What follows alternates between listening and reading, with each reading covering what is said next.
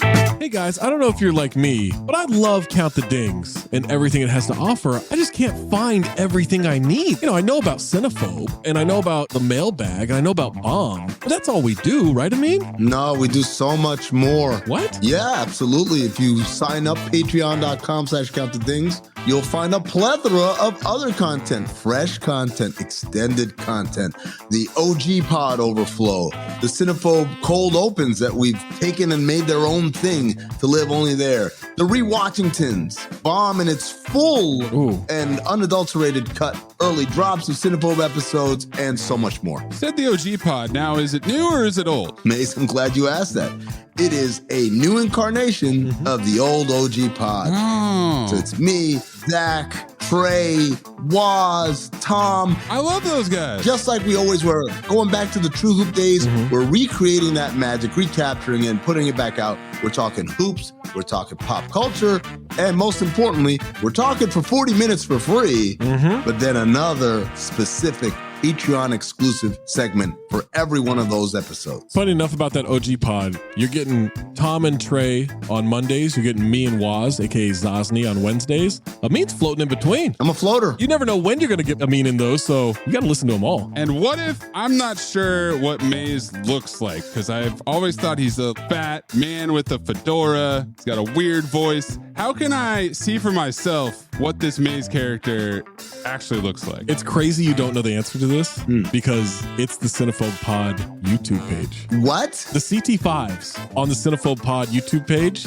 you can look at all of us. You can get all the OG pods on YouTube too, at Count the Dings 1 on YouTube, at Cinephobe Pod on YouTube, patreon.com/Count the Dings gets you everything all in one feed. You can link it to your Spotify. And now enjoy the show.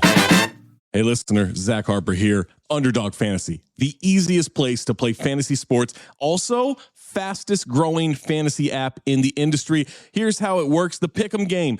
Pick whether your favorite players will have a higher or lower stat total in this week's game for a chance to win big. How big, you ask? I'm so glad you asked that question, listener. You can win up to 100 times your money in a single night. Pick between 2 and 5 players, build a pick'em entry. You can also do rivals picks. You can put like Tyrese Halliburton and Jalen Brunson against each other, and whoever has more points, more assists, more rebounds, whatever you want to do, that is your rivals pick.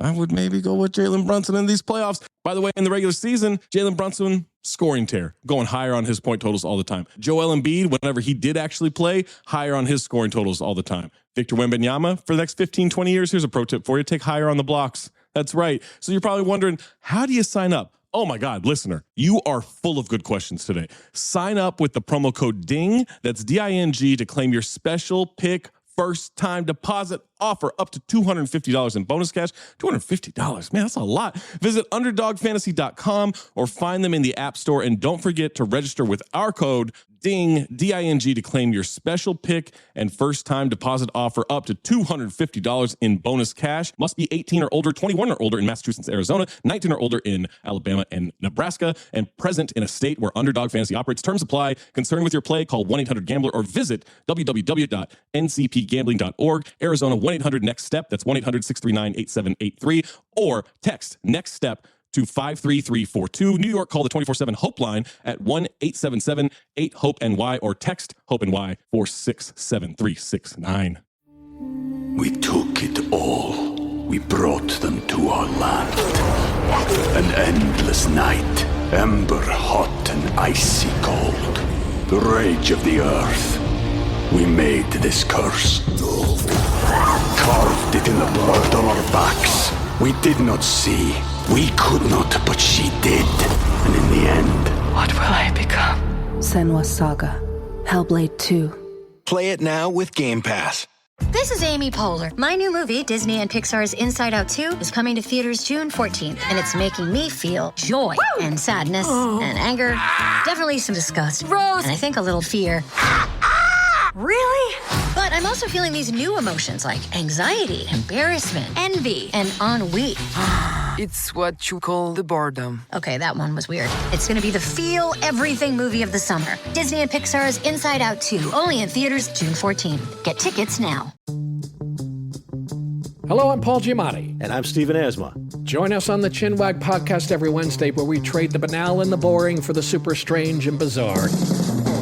They committed human sacrifice? I did bring up human sacrifice, yes. You sure did. That just went by fast. Kind of casually tossed that out. I would like to have an alien hatchet young inside. Holy shit, really? She saw world peace, and I saw demons coming out of the wall. I will say that there was a green couch outside of the principal's office, and you sat on it if you had lice or if you got into trouble. They wake you up from the goo pods to live in reality, and you're naked and screaming. It's like... Follow us for free on Apple Podcasts and all major podcast platforms. For more information, go to chinwagpod.fm. And find enlightenment through our Instagram or TikTok at chinwagpod or on Twitter at chinwag_pod. This podcast contains mature content, explicit language, suggestive situations, and partial to full frontal nudity. Listener discretion is advised. Don't let your kids listen to this. Oh, there's a little supercharge in there. Oh, okay. A little supercharge in there, yeah. Well done, Maze. There's an unsupercharged one, which is... What? That's the intro to the song. The very beginning, man. Why is that so soft? She very passionately said, "Let's get supercharged Yeah. in here." Dun, dun, dun, dun, and dun, dun, dun, dun. How long did you sit there and supercharge this? You know they have a radio edit. You don't have to. No, this one's better. No. But the radio edit, that changes the song. Did you guys remember that at one point Fergie spells it for you? No. I never heard that in the background. How much of this makes the non-Patreon portion? Well, see, that's why I have this one. Oh, okay. Is there a version of that where she's still spelling it in the background? He's like, Ari, and then... What a time. Your picks have been horrible, man. It's the point. It's the point of the show. Isn't it? Isn't it? It's possible. I don't understand what this podcast is about. Poppycock. It's a fuck house. On a weekly basis, we are consuming more concentrated bad movies than probably anybody in the history of mankind. Poppycock. What story? What story? What are you talking about? Do you want lunch? I have yet to laugh in this movie. I'll just tell you that. You picked it, motherfucker. Just remember that. You know the problem with Hollywood is? They make shit. Unbelievable, unremarkable shit. I was legitimately offended. You were offended? I was offended. I didn't know you could get offended. I was offended. This did it. If I were gay, I wouldn't be offended. They're fucking making shit up, Amin. Inconsequential detail after inconsequential detail after inconsequential detail. Bees don't lie. 1, 2, 3, 4, 5, 6, 7. I'm holding a mic in my hands, and now I'm talking all alone.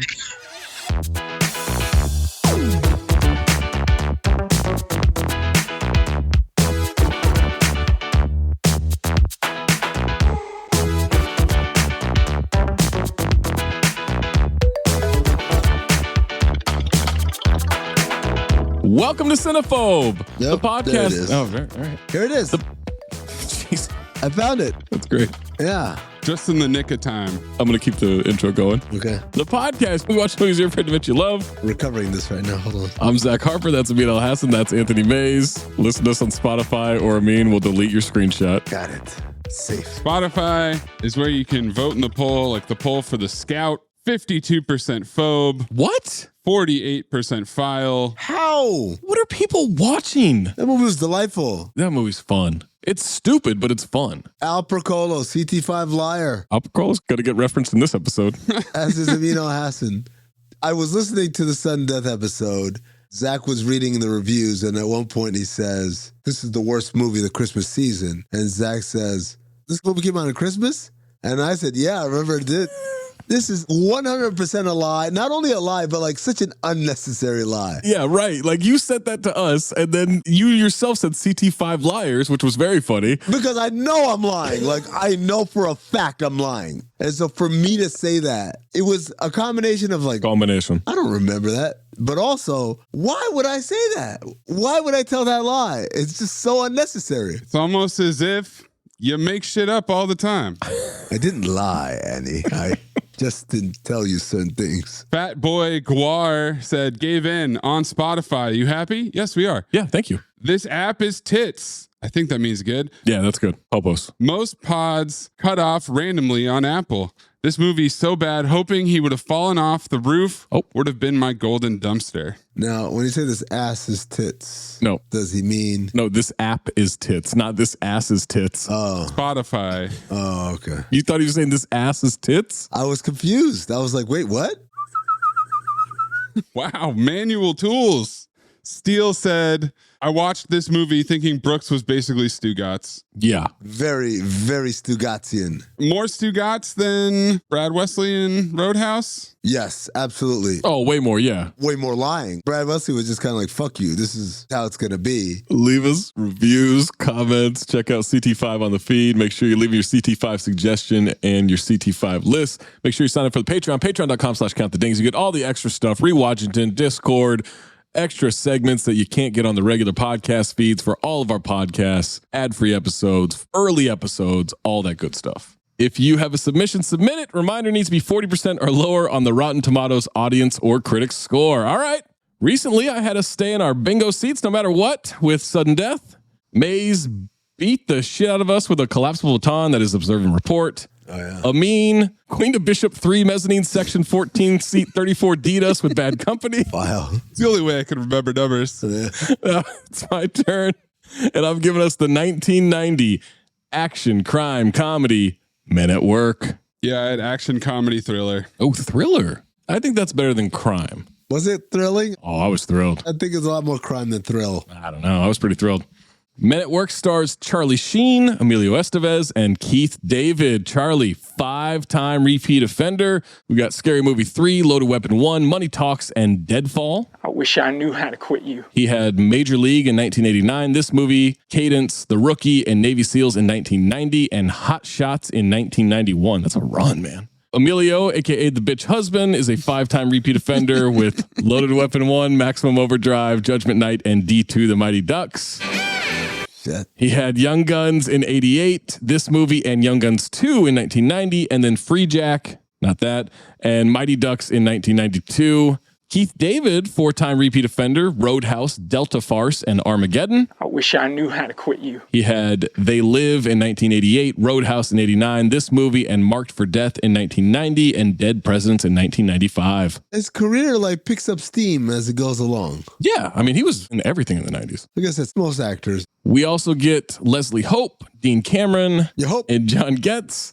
Leslie, repeat offender for Never Back Down. It's the mom. No way! Wow. I was wondering if you guys would have noticed that. I had no idea who this woman was. Yeah, she's a repeat offender. Shout out to Dental Dam. I wish I knew how to quit you. Dean was in Summer School, Rockula, Ski School, the short I'm Not Gay, and the ski episode of It's Always Sunny. Yes, but what movies was he in, Zach?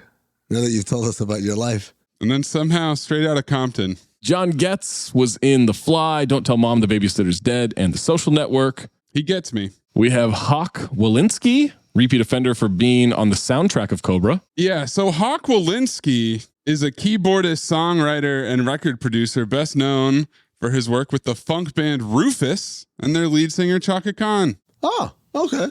Not an actor. John Lavacchielli from The Rocketeer. Jeffrey Blake from Young Guns and Contact, 4-time repeat offender. I wish I knew how to quit you. Troy Evans from Ed, Rhinestone, and Clip It Mays, Lawnmower Man. Lieutenant Exposition himself. Hell of a thing. Part and parcel of the cold open that may or may not have made it to the main episode. I'm guessing it didn't. I don't even know what you're going to say, but I'm guessing it didn't. My kid is reading a book, and the book is about someone who is mentally challenged, although that's not how my kid said it. And I told my kid, You can't say that word. And my kid said, but that's how it is in the book. That's a good point. Okay, but just know you should not.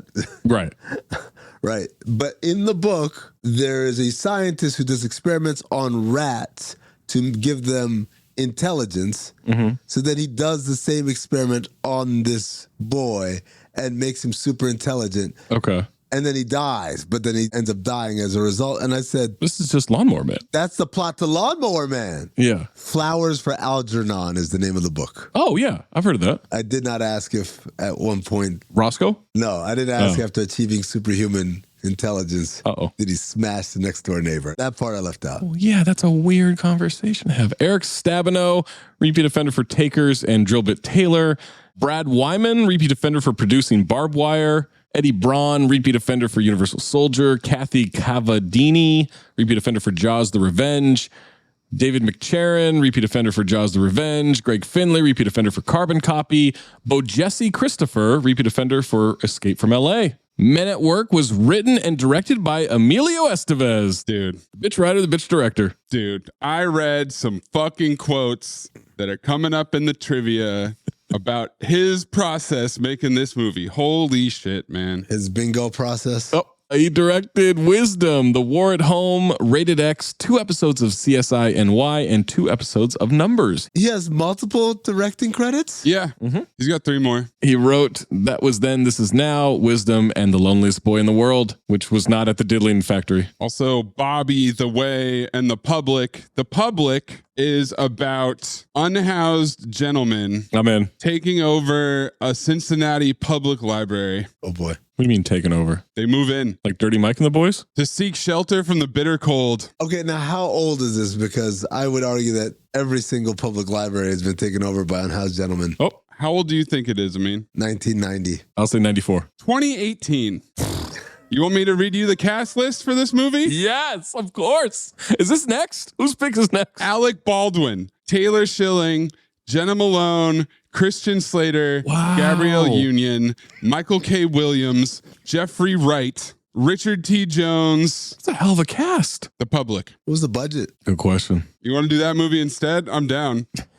I don't like your tone for this. Don't even start with me, Zach. What do you mean don't even start? I don't like your tone. This is a great movie. Phobe, Zach. That's fine. You can phobe all you want. This was a massive turd. You're an idiot. This was one of the worst movies of the year. Mayes? The movie we just watched or the movie with the library? Men at Work. You're out of your mind. The Public doesn't qualify, by the way. How? Does not? No, too high. How? I guess he must have figured it out for that one. Told a really compelling story. It can't have that many reviews, though. We can knock that down, right? It's 66 and 78 with 100 critics reviews. But how many unhoused gentlemen have reviewed it in the audience? I mean, they're in the library, so they're leaving a lot of reviews. There's a lot of computers. Finally, a movie that talks about us. Synopsis for Men at Work. 2 garbage men uncover a conspiracy involving illegal toxic waste dumping and decide to bring the whole operation down. No. Not really accurate. Emilio Estevez as Stuart Goodson. Stuart Goodson? Stuart Goodson, a librarian at the Cincinnati Public Library. Sure. Alec Baldwin is Detective Bill Ramstead, crisis negotiator for the Cincinnati PD. Bill Ramstead? I'm sensing a theme here about Emilio Estevez and names. Oh. Because the names in this movie... Same note, too. CT5 worst names. Yep. What? No. Michael K. Williams as Jackson, the homeless man who leads the Occupy sit-in at the library. Tagline, 2 garbage men who know when something smells funny. No, actually, they didn't. They don't. They don't, and they didn't at any point. Alternate tagline, cleaning up in August at theaters everywhere. Okay. Sure. I like that one. So another Christmas movie. $9 million estimated budget, gross 16.2 million US and worldwide. It's a hit. It's a hit. Plus, the royalties from Comedy Central must have been off the charts because it was on every day. Before we jump in this movie, you listen to the rest of this podcast. Men at Work is available on Max. You're welcome. Thanks. Men at Work receives 32% on 28 reviews from the critics on Rotten Tomatoes, 44% from the audience on over 25,000 ratings. Amin, check the positive or the negative reviews. I'm a trash can half full kind of guy. Zach, give me the positives. Hey, John, that's weird. That glass looks half full to me. Wow. Now that you mention it, it is half full. Douglas Davidson of Elements of Madness. Not a real name. It may not be as funny as it once was, but it reminds fans of Estevez, Sheen, and David that these actors were some of the best at the time. Thankfully, there is current evidence of at least Estevez and David that this remains to be true. Oh! I'd like to push back on that Estevez part, but Keith David, I agree. So when was this review from? This has to be after Tiger Blood. Let me... Winning! Oh, God, I hated that instantly. Winning. There wasn't a moment where I was like, oh, yeah, I'm going to say that too. It was so stupid at all times. This one is from 2023. That's quite the film noir. Emilio Estevez in 2023, one of the best actors. David Nusser of Real Film Reviews. There's little doubt that Men at Work fares best in its freewheeling, agreeably lighthearted opening stretch. Time out. Cowards. The grotesque practical jokes perpetrated against two interfering bumblers are genuinely funny, while Estevez and Sheen remain cutely goofy, even when indulging themselves in this adolescent idiocy. Sounds like you kind of liked it, but you want to clean up. You don't want to admit it. Yeah. Maze, you're on the wrong side of history because Cuck O'Leary, No. Fantastica Daily, 3 out of 5. Hello, Oprah. Explain yourself, Cuck. I wish I had sex with a black broad. Oh. Thought that was pretty straightforward. Vincent Canby of New York Times. Marcus Canby. Can be, not can be. I mean, Marcus can be. The movie's desire to please is tireless, also engaging. Mr. Estevez's screenplay is not entirely coherent, but it has a number of comically crackpot lines. Accurate. Michael Clausen of West Valley View. Hi, Clausen. Why Clausen? At times fun, at others too smart for its own good. No! Yes. Its big flaw, the long, drawn-out ending. This is like me when I said I care too much. You gotta be kidding me. Too smart? Are you unbelievable, man? The ending's 9 minutes. That's my fault for caring. Blank user, 5 out of 5. This is 100% a file for me, and I can ascertain that this is a great movie. How do they know? Feature callback. Or do they just review randomly? Blank user, 5 out of 5. The Bible of Garbage Men movies. I thought you were going to say the bye-bye man of Garbage Man movies. And then blank user, 5 out of 5. This movie helped shape my perspective of myself and my intentions. Extremely thought-provoking and filled with hidden gems of insight.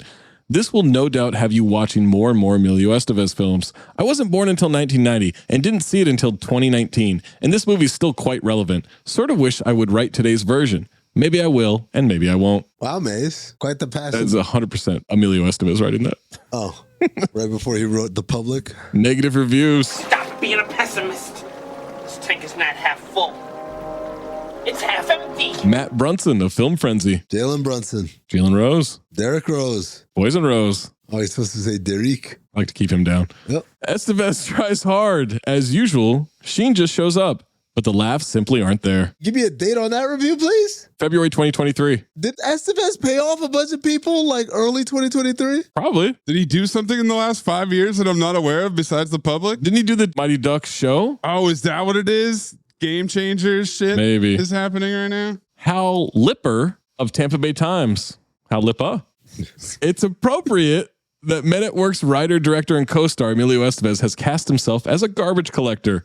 His new movie is trash. There you go. Ah, well done. Can't believe that's the first trash pun of the fucking reviews. Odie Henderson of House Next Door. Oh, baby, I like it next door. Oh, yeah, baby, I like it next door. Men at Work is patient zero for the plague of Charlie Sheen movies that infected the 1990s. I'm kind of disturbed that the number of reviews here seem to be focusing their ire on Charlie Sheen. It's insane. He's pretty good in this movie. He's a pretty good actor. He's just an asshole, but he's good. He might be a piece of shit human being, but he's a good actor. Brian Orndorff of BrianOrndorff.com. All right.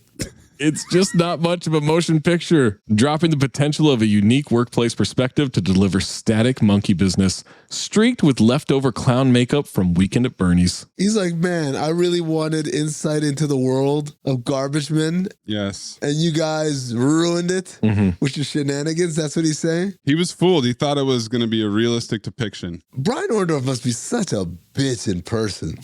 I don't want to hang out with that guy. Yeah, he's got to be. Frank Oshlang of theworldjournal.com. A tornado hit my room. What was the next line? banal brotherly project concocted up by real-life siblings Sheen and Estevez, an uneven and unfunny ruse under the dour direction of Estevez. Yep. Film 4, the Sheen brothers display how useless they are in this, the dumbest of dumb comedies, proof that they'll never be confused with the Marx brothers. Wouldn't they be the Estevez brothers? Because that's their actual name, and I don't know. Emilio never changed his name. That's a good question. I think you could say either one. Because it's Martin Sheen, right? But he changed his name, which is why Emilio went back to it. So it could be either one. It's 2 against 1. Charlie and Martin. Well, let me ask you this question. Charlie Sheen's name is actually Carlos Estevez. Does that mean we have a Larry the Cable Guy situation in this movie because his name is Carl? Yes. Oh, it's a good question. Mm-hmm. All right. But isn't Carlos supposed to be Charles? Which is Charlie. It's all the same. Okay. But it's not Carl. Well, Carl is based off of Charles. Is it?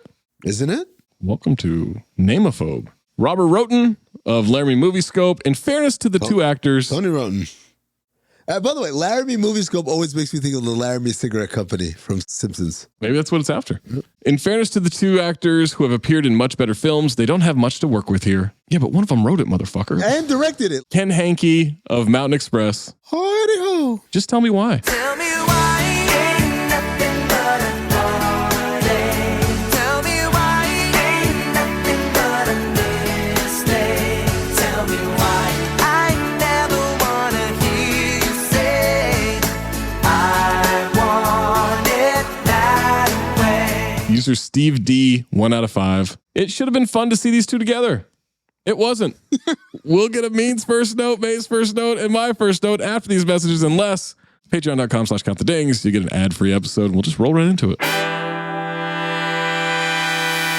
Hello, listener. I'm sure you don't need me to tell you that we at Cinephobe love our pets. Zach and Boogie are inseparable. I've got 2 cats and a dog, and Amin is giving his best ass-on performance to convince dog owners that he loves their pet. Hey, Noodle. Hey, boy. How you doing? And Noodle's just like, whatever. Which is why today's episode is sponsored by the ASPCA Pet Health Insurance Program. For many pet parents, summer is all about making travel plans like adventuring through the national parks, visiting pet-friendly beaches, or road tripping across the country. Wherever your journeys take you and your furry friend, you can help protect them along the way with the plan from ASPCA Pet Health Insurance. The ASPCA Pet Health Insurance Program offers customizable accident and illness plans, making it easier for pet parents like you to help your pet get the care they may need. The ASPCA Pet Health Insurance Program has been around for over 18 years, and they've helped more than 600,000 pets during that time. They allow you to customize your plan, helping ensure that your pet's plan is as unique as they are, because vet bills can really add up, especially when you're least expecting it. It's simple. Use their app to submit a claim, and you'll receive reimbursement for eligible vet bills directly into your bank account. To explore coverage, visit aspcapetinsurance.com/dings, D-I-N-G-S. That's aspcapetinsurance.com/dings. Again, that's aspcapetinsurance.com/dings. This is a paid advertisement. Insurance is underwritten by either Independence American Insurance Company or United States Fire Insurance Company and produced by PTZ Insurance Agency Limited. The ASPCA is not an insurer and is not engaged in the business of insurance. We took it all. We brought them to our land. An endless night, ember hot and icy cold. The rage of the earth. We made this curse. Carved it in the blood on our backs. We did not see. We could not, but she did. And in the end, What will I become? Senua's Saga. Hellblade 2. Play it now with Game Pass.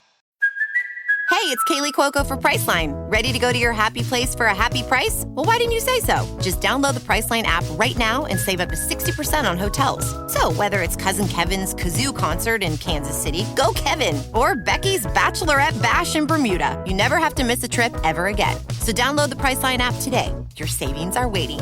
Go to your happy place for a happy price. Go to your happy price, Priceline. Strange happenings are occurring in the world of Exandria. Slayed creatures and beasts from days of yore are returning to the land of the living, and it's up to a band of unlikely heroes to re-slay them. Welcome to the Re-Slayer's Take. Join Jasmine Bular, Jasmine Chung, Jasper Cartwright, and Caroline Lux alongside Game Masters Nick Williams and me, George Primavera, in this Dungeons & Dragons 5th edition role-playing adventure through Critical Role's fantasy world of Exandria. But don't worry, you won't need to know the rules to follow this story. All you need to know is that nothing the players do is scripted or planned, and their fates are determined by their own cleverness and the roll of a 20-sided die. So what the heck are you waiting for? Adventure awaits in the Reslayer's Take. New episodes drop weekly on Mondays wherever you stream your podcasts. Amin, what is your first note? First note, Maze is very tickled by that. I don't know why that review made him laugh like that. I was imagining Martin Sheen saying that about his sons. Oh. Thought it'd be funny to see those two together. It wasn't.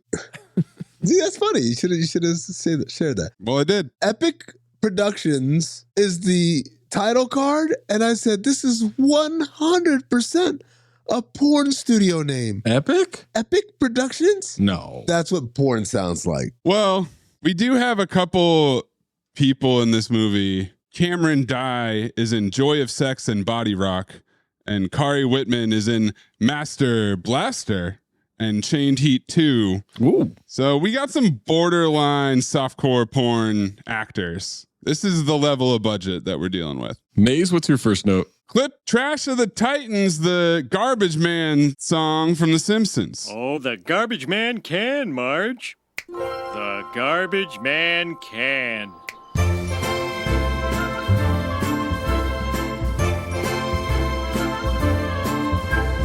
Who can take your trash out? Stomp it down for you. Shake the plastic bag and do the twisty thingy too. The Garbage Man. Oh, the Garbage Man can.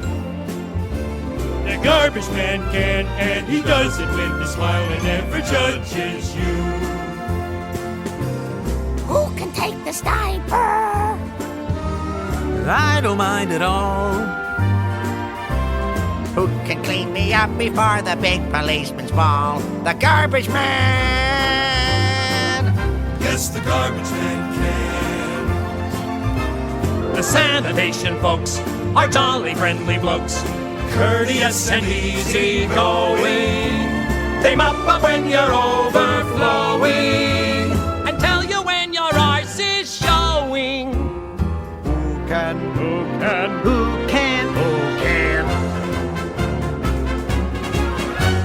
The Garbage Man can.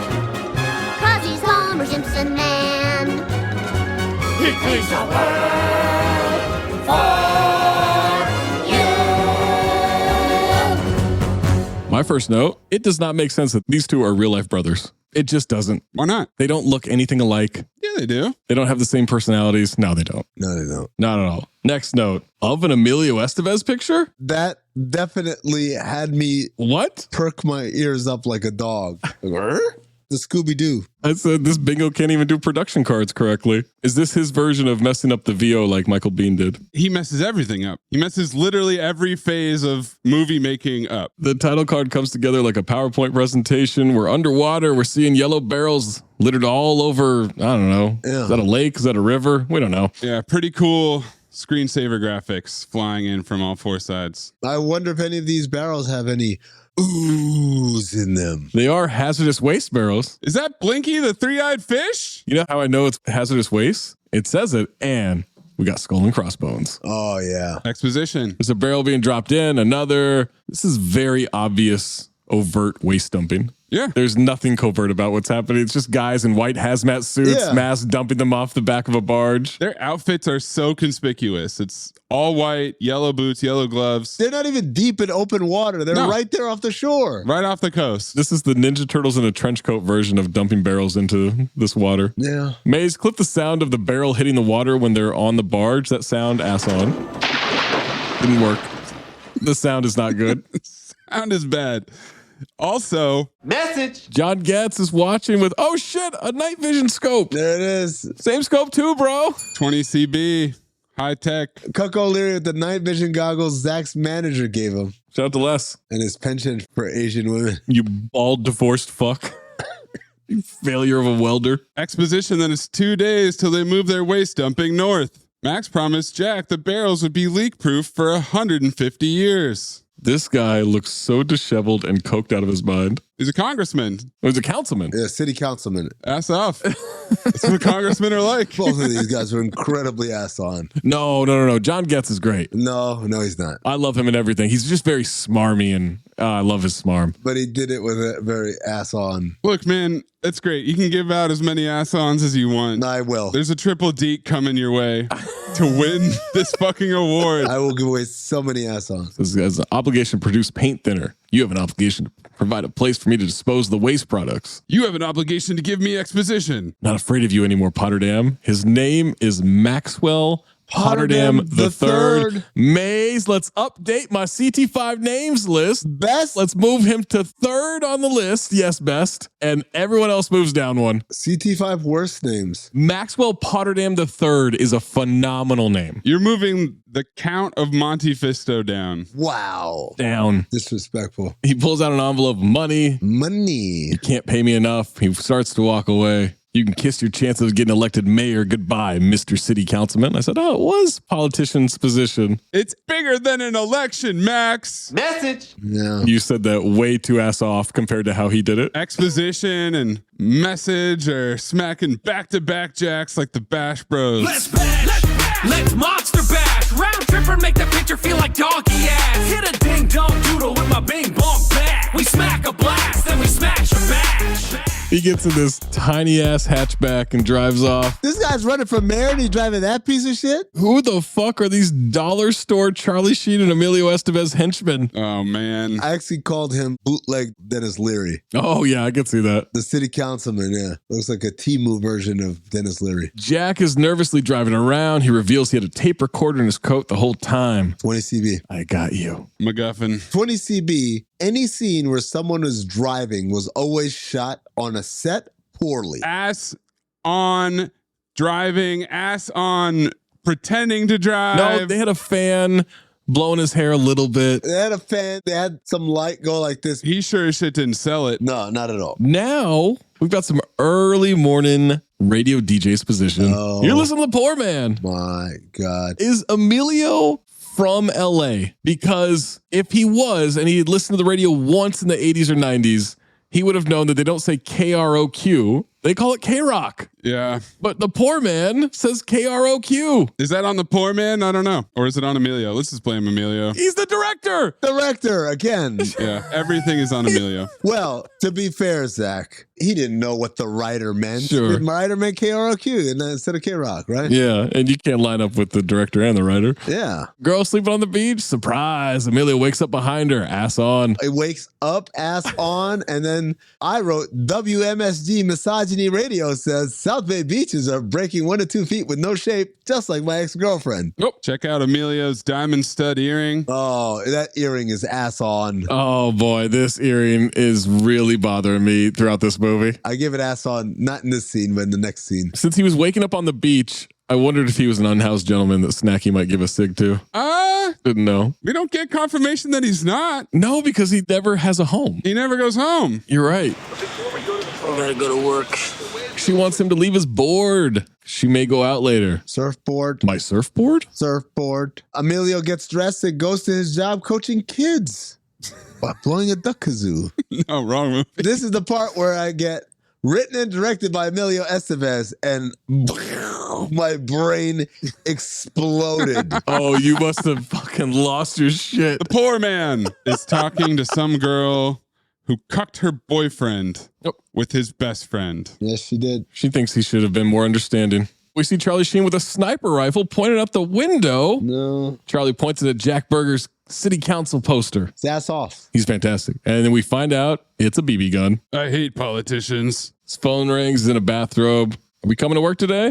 He says, yeah, Walt, I'm flying right out the door. Which is funny because it is like 5 a.m. Right. But he's clearly been up. Oh, yeah. He's refreshed, not sleepy or anything. He's shooting fucking posters. But then after getting a call from his job, he's like, all right, well, it's time for me to cuckoleer the fucking woman across the way. Well, they're not going to get ready any other time of day. This is the only chance he's got. He looks in the binoculars. She notices. And I'm like, oh, man, she really had to catch him, whatever. Then we get the pull out, and I realize He's just right there. he's right there. No window, no blinds. Lights on. He's just fucking lounging across the street. Coco leering right in there. He says, looking good. Absolutely Teddy Rexing this whole time because... Same note too, bro. Oops, busted. Fly those friendly skies. She has a slip on, by the way. That's a 20 CB move. This is some Preston Myers-ass behavior from Charlie Sheen here. Oh, yeah.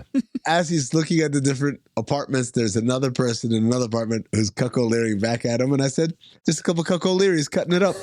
Cucking it up. It reminded me of the time that on the mailbag when Jade was producing and we were talking about chat roulette. Yep. I was like, oh, I'll get on it real quick and see. And so while we're recording the mailbag, I got on chat roulette and there's a guy and I can't see anything, but it looks like he's masturbating. I said, oh, I think this guy's masturbating. And he nodded. It's chat roulette? Yeah, I didn't know. What else would he be doing? I thought those were just rumors. Rumors? Yeah. Have you never been on chat roulette before? Literally my only time, first person that came up, guy masturbating. There's also a guy dancing with an inflatable sex doll. That is a 20 CB sex doll, man. It looks like a pool floaty. Yeah, he says, now that is the perfect relationship. I said, reminder, it's 5 a.m. Yep. And he thinks this is the peak of relationship. Then another broad is making hot Java.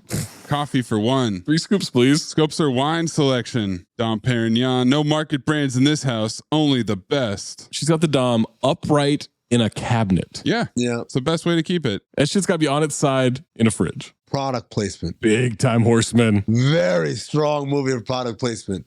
He's Teddy Rexing his ass off. Sliced papaya if it's in season. Damn it. Mango. Should have known. I wish I knew your name. I said Charlincel Sheen. Cut to garbage truck firing up. Emilio's driving, drinking is that a Jolt Cola? Holy shit. Sure is, Zach. Oh my 20 God. CB. And he's got one for Charlie as well. Emilio's little stud earring is incredibly ass on. So is his green bandana. So is his whole body. Jolt Cola has twice the caffeine of Coca-Cola or Mountain Dew with 280 milligrams. That's insane. That was the truckers. We're truckers, motherfucker. Used to drink Jolt Cola. Yeah. Truck behind them honks. It's Frost and Luzinski. Of course. These names. Fantastic. Because we definitely need this guy in the Rasta hat and white dreads. What's happening here? We can't leave out Luzinski, who's got a handlebar and some kind of crazy surf wave pompadour with a ponytail in the back situation. They are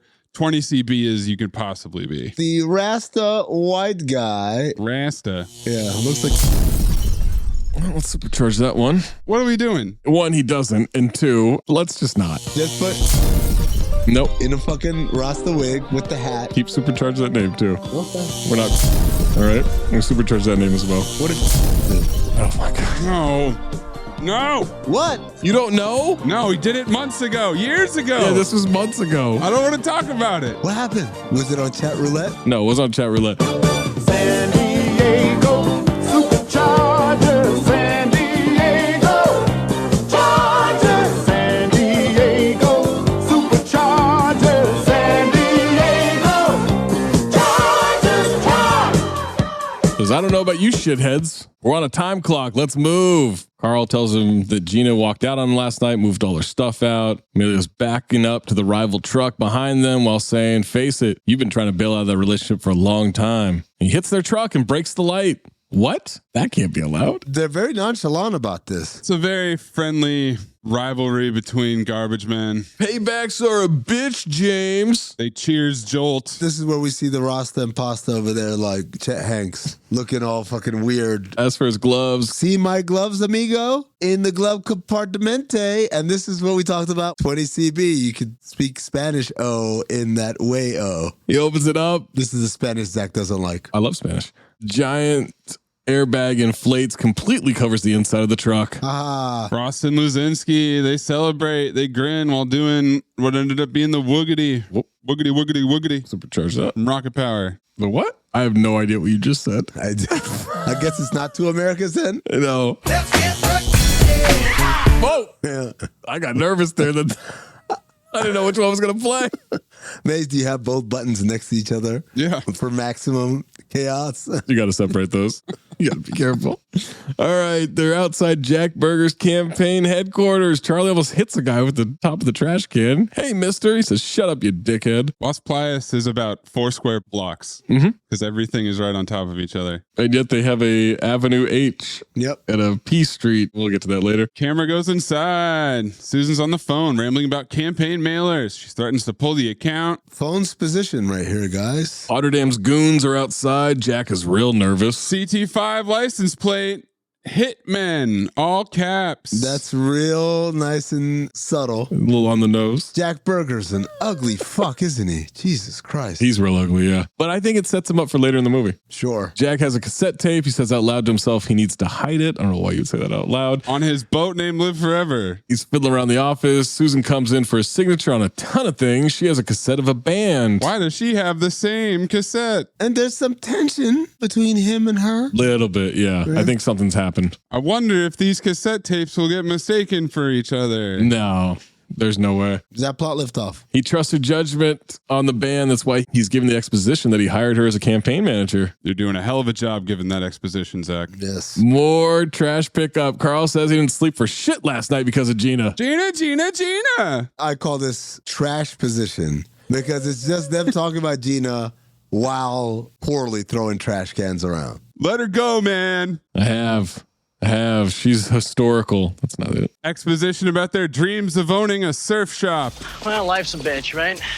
Ain't that the truth?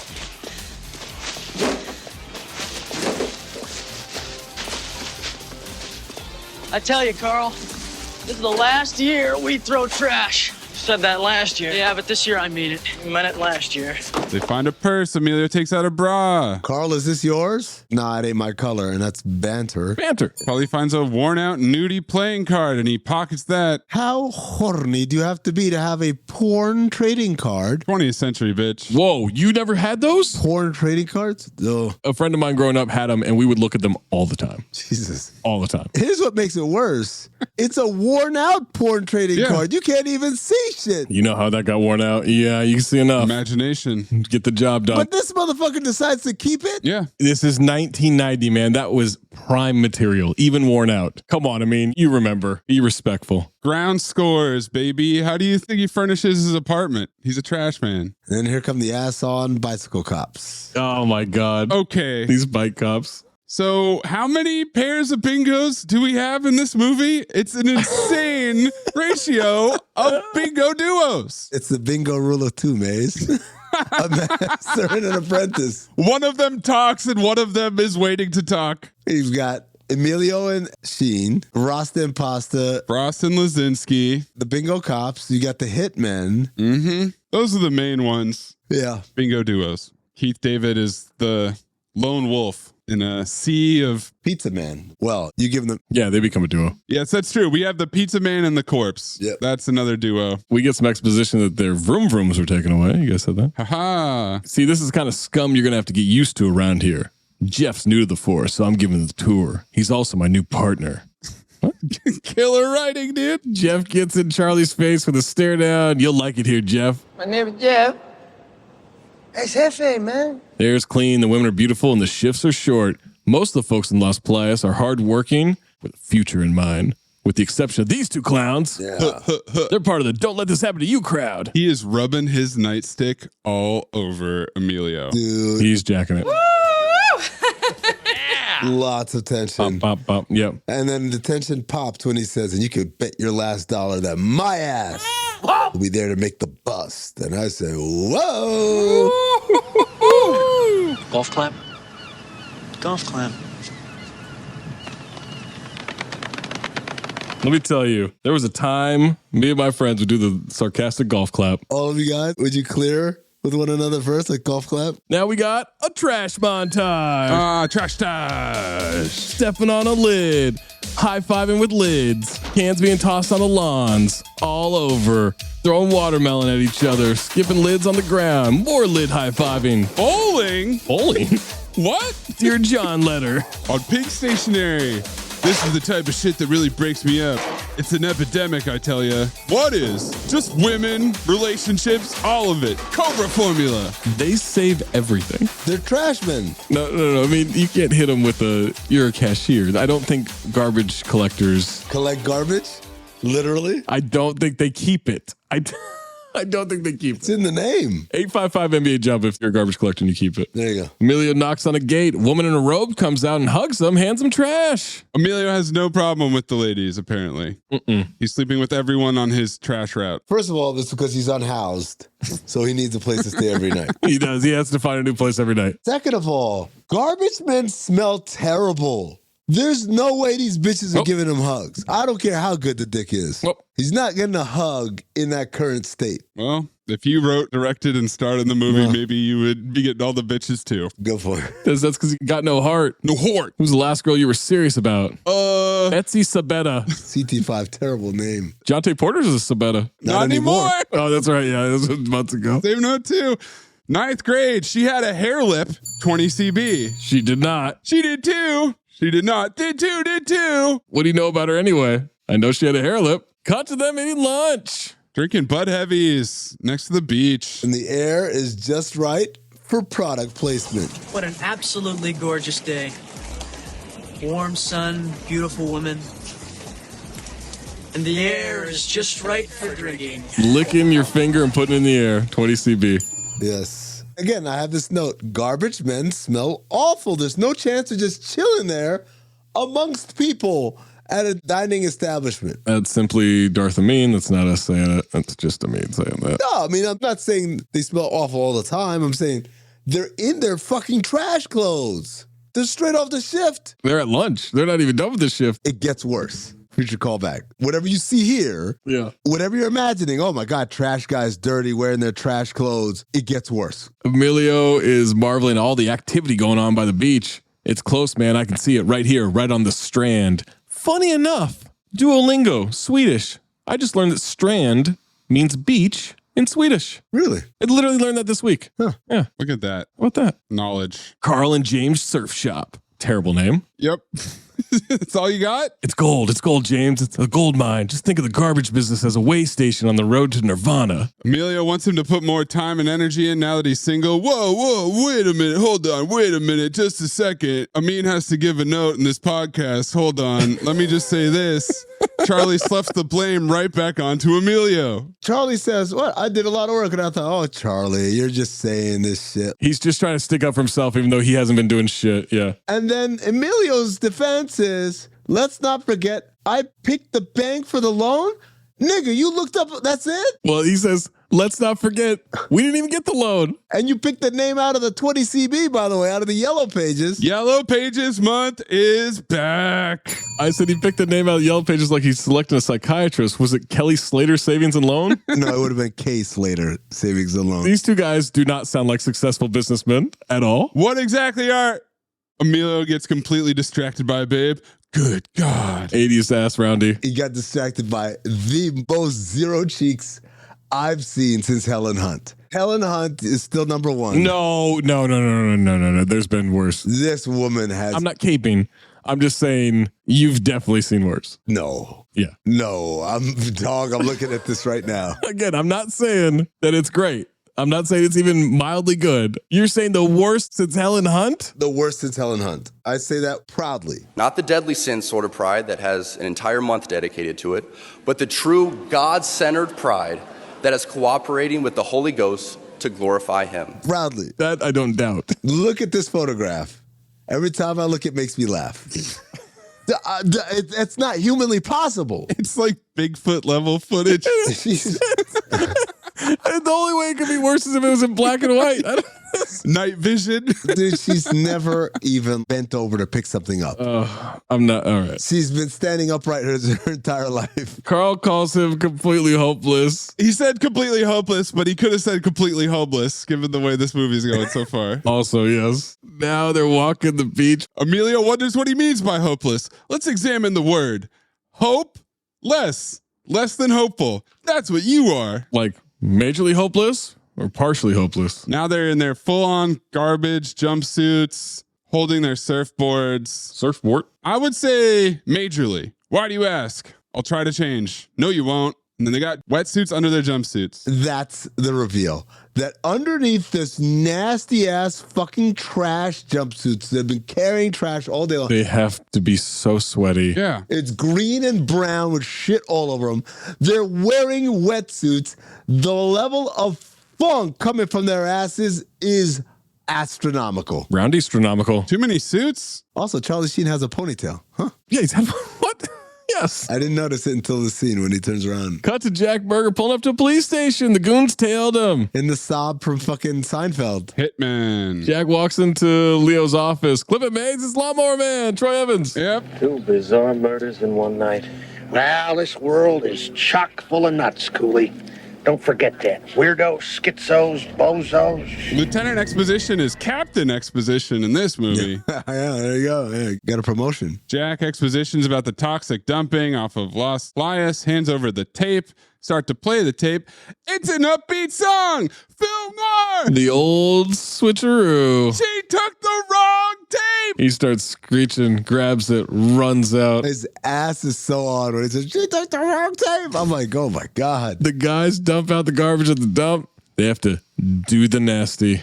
Using push brooms to clean out the back of the truck. Was Emilio the casting director? Almost every one of these people has been in Young Guns. Yeah. Or Jaws the Revenge. Keith David was in Platoon with Charlie Sheen. Yeah. Emilio did not look too hard to find these people. Do they still have their wetsuits on? I guess. As they're cleaning out the back of this thing? The whole movie? Yes, because they're fucking gross, nasty motherfuckers. Cut to Leo on the phone saying Jack was in there earlier.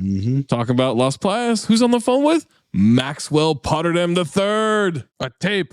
A goddamn tape. Did the right thing. Shrewd move, Burger. They won't say shrewd anymore? I don't think so. No, it's a 20 CB card. Cut to the garbage HQ. The rivals leave the shower in towels. Carl and James peering at them. Watch them go to the lockers. They open the lockers. Giant inflatable bag comes out, just like their truck. Except there is such a collection of shit in this inflatable bag. How long did it take? Did I just explode with shit? Ha ha ha. And then they confirm moments later, yes, it was shit. Yeah. To which I asked the same note too, bro. How much shit collection do you have to do? It looked fresh. Oh, yeah. Unbelievable, unremarkable shit. They punch out on a time clock. 20 CB. They get called into Walt's office, complain about banging trash cans at 6 a.m. on P Street. Awful street names. Avenue H, P Street in Las Playas. Yeah, they couldn't even hit us with Ocean. Every seaside town in America has Ocean. Nope, P Street. They got called into the black sergeant office, or in this case, this is Captain Garbage Man. Exposition that in 2 years, they've broken every city ordinance. So fucking fire them. What are we doing? Unions. Well, you can't say we haven't been a lot of laughs. I'm glad you have a sense of humor, Mr. St. James. Wait. His fucking name is James St. James? CT5 worst name. I'm telling you. That's the opposite of Maxwell Potterdam III. Unfortunately, the majority of people in this community do not. Now, me, personally, I like you boys, which is why I'm giving you another chance. Starting tomorrow, you boys will be riding with a third party. I told you, Maze, that union is strong, okay? Oh, my God. An observer along with you on your route. A representative of Shoreline. Who's the observer? My brother-in-law. Almost Corporate formula. Putting them on probation, best behavior, cliche, cliche, cliche. And then he shrieks and laughs hysterically because he's so proud of himself. Maniacal laughter. Why? Cut to the apartment. The nerve of Walt sending us on our route with a goddamn babysitter. Drinking cans of Bud Heavy product placement. Lots of Budweiser in this movie. Now, mind you, Emilio very casually has now infiltrated into Charlie's place. Yeah. Still hasn't gone home. What home? Yeah, exactly. Unhoused. Can't go somewhere that doesn't exist. They're reading the Trivial Pursuit card. Trivial Pursuit is sacrosanct. Ooh. What is the phrenologist feel and interpret? The size of Walt's asshole. Banter. Boom, roasted. And I laughed. Golden dumpster. I laughed. I didn't expect it. Wrong. Amelia tries again. The bumps on your head. Skull features. Very good. See, it's funny because they make a joke, but then they get it right. Yeah, they do the same thing with Watergate. Nixon's chief of staff during the final days of Watergate. Carl answers. Oprah Winfrey. Hello, Oprah. I didn't laugh as much. Yeah. I laughed more at our joke than I did theirs. Then Alexander Haig. We hear banging on the door off in the distance. Gets Carl's attention, and this ponytail just will not stop. Nope. They're so close that they can hear a knock in the apartment across the street. Well, no, hold on. The Mercedes had half pane windows back then, no insulation. But she can't see him with the binoculars in the morning. Well, no, she's busy making coffee. Hot cup of Java. Jack 3 scoops, please. is so fucking desperate that he's pounding on that door. That wasn't a regular like, hey, hello, honey, are you home? I definitely did not connect the dots that the wine collection broad was also Susan. Whoa, why are we saying broad? Because it comes up later. Future callback. Okay. Play the sounder. That's not the way you talk to a broad, you understand? You understand? You understand? He comes in and he's hysterical. The number one Yana. And in his hysterical searching for the tape, as he's bitching about this tape, he shoves the shit out her golden dumpster. Golden dumpster, but only if you can give me the reference, Zach. No, why am I drawing a blank? You didn't think of Hurricane Smith? No, I didn't. I forgot about that, man. That's the first thing I thought of. The way she flew, I was like, oh, that's like when my man shoved the bitch on the couch. Oh, Carl grabs his BB gun. What are you doing? I hate shitheads who bully their women. 21st century, ma'am. So what are you going to do? Shoot him. What? It's the principle, James. With the pellet gun? Yeah. What are you going to accomplish using that stupid thing? Stop putting so much emotion into it, Mace. It allows me to seriously aggravate a situation without actually changing the course of history. It also stings like a bitch. By the way, if you're dealing with domestic violence, the last thing you would do is aggravate the man. Mm-hmm. Yeah. That's the worst thing that you can do. No, the worst thing you could do is Susan leaves. You're choking at 7. And Emilio says, Carl, what are you doing? Everything's cool now. Yeah. What?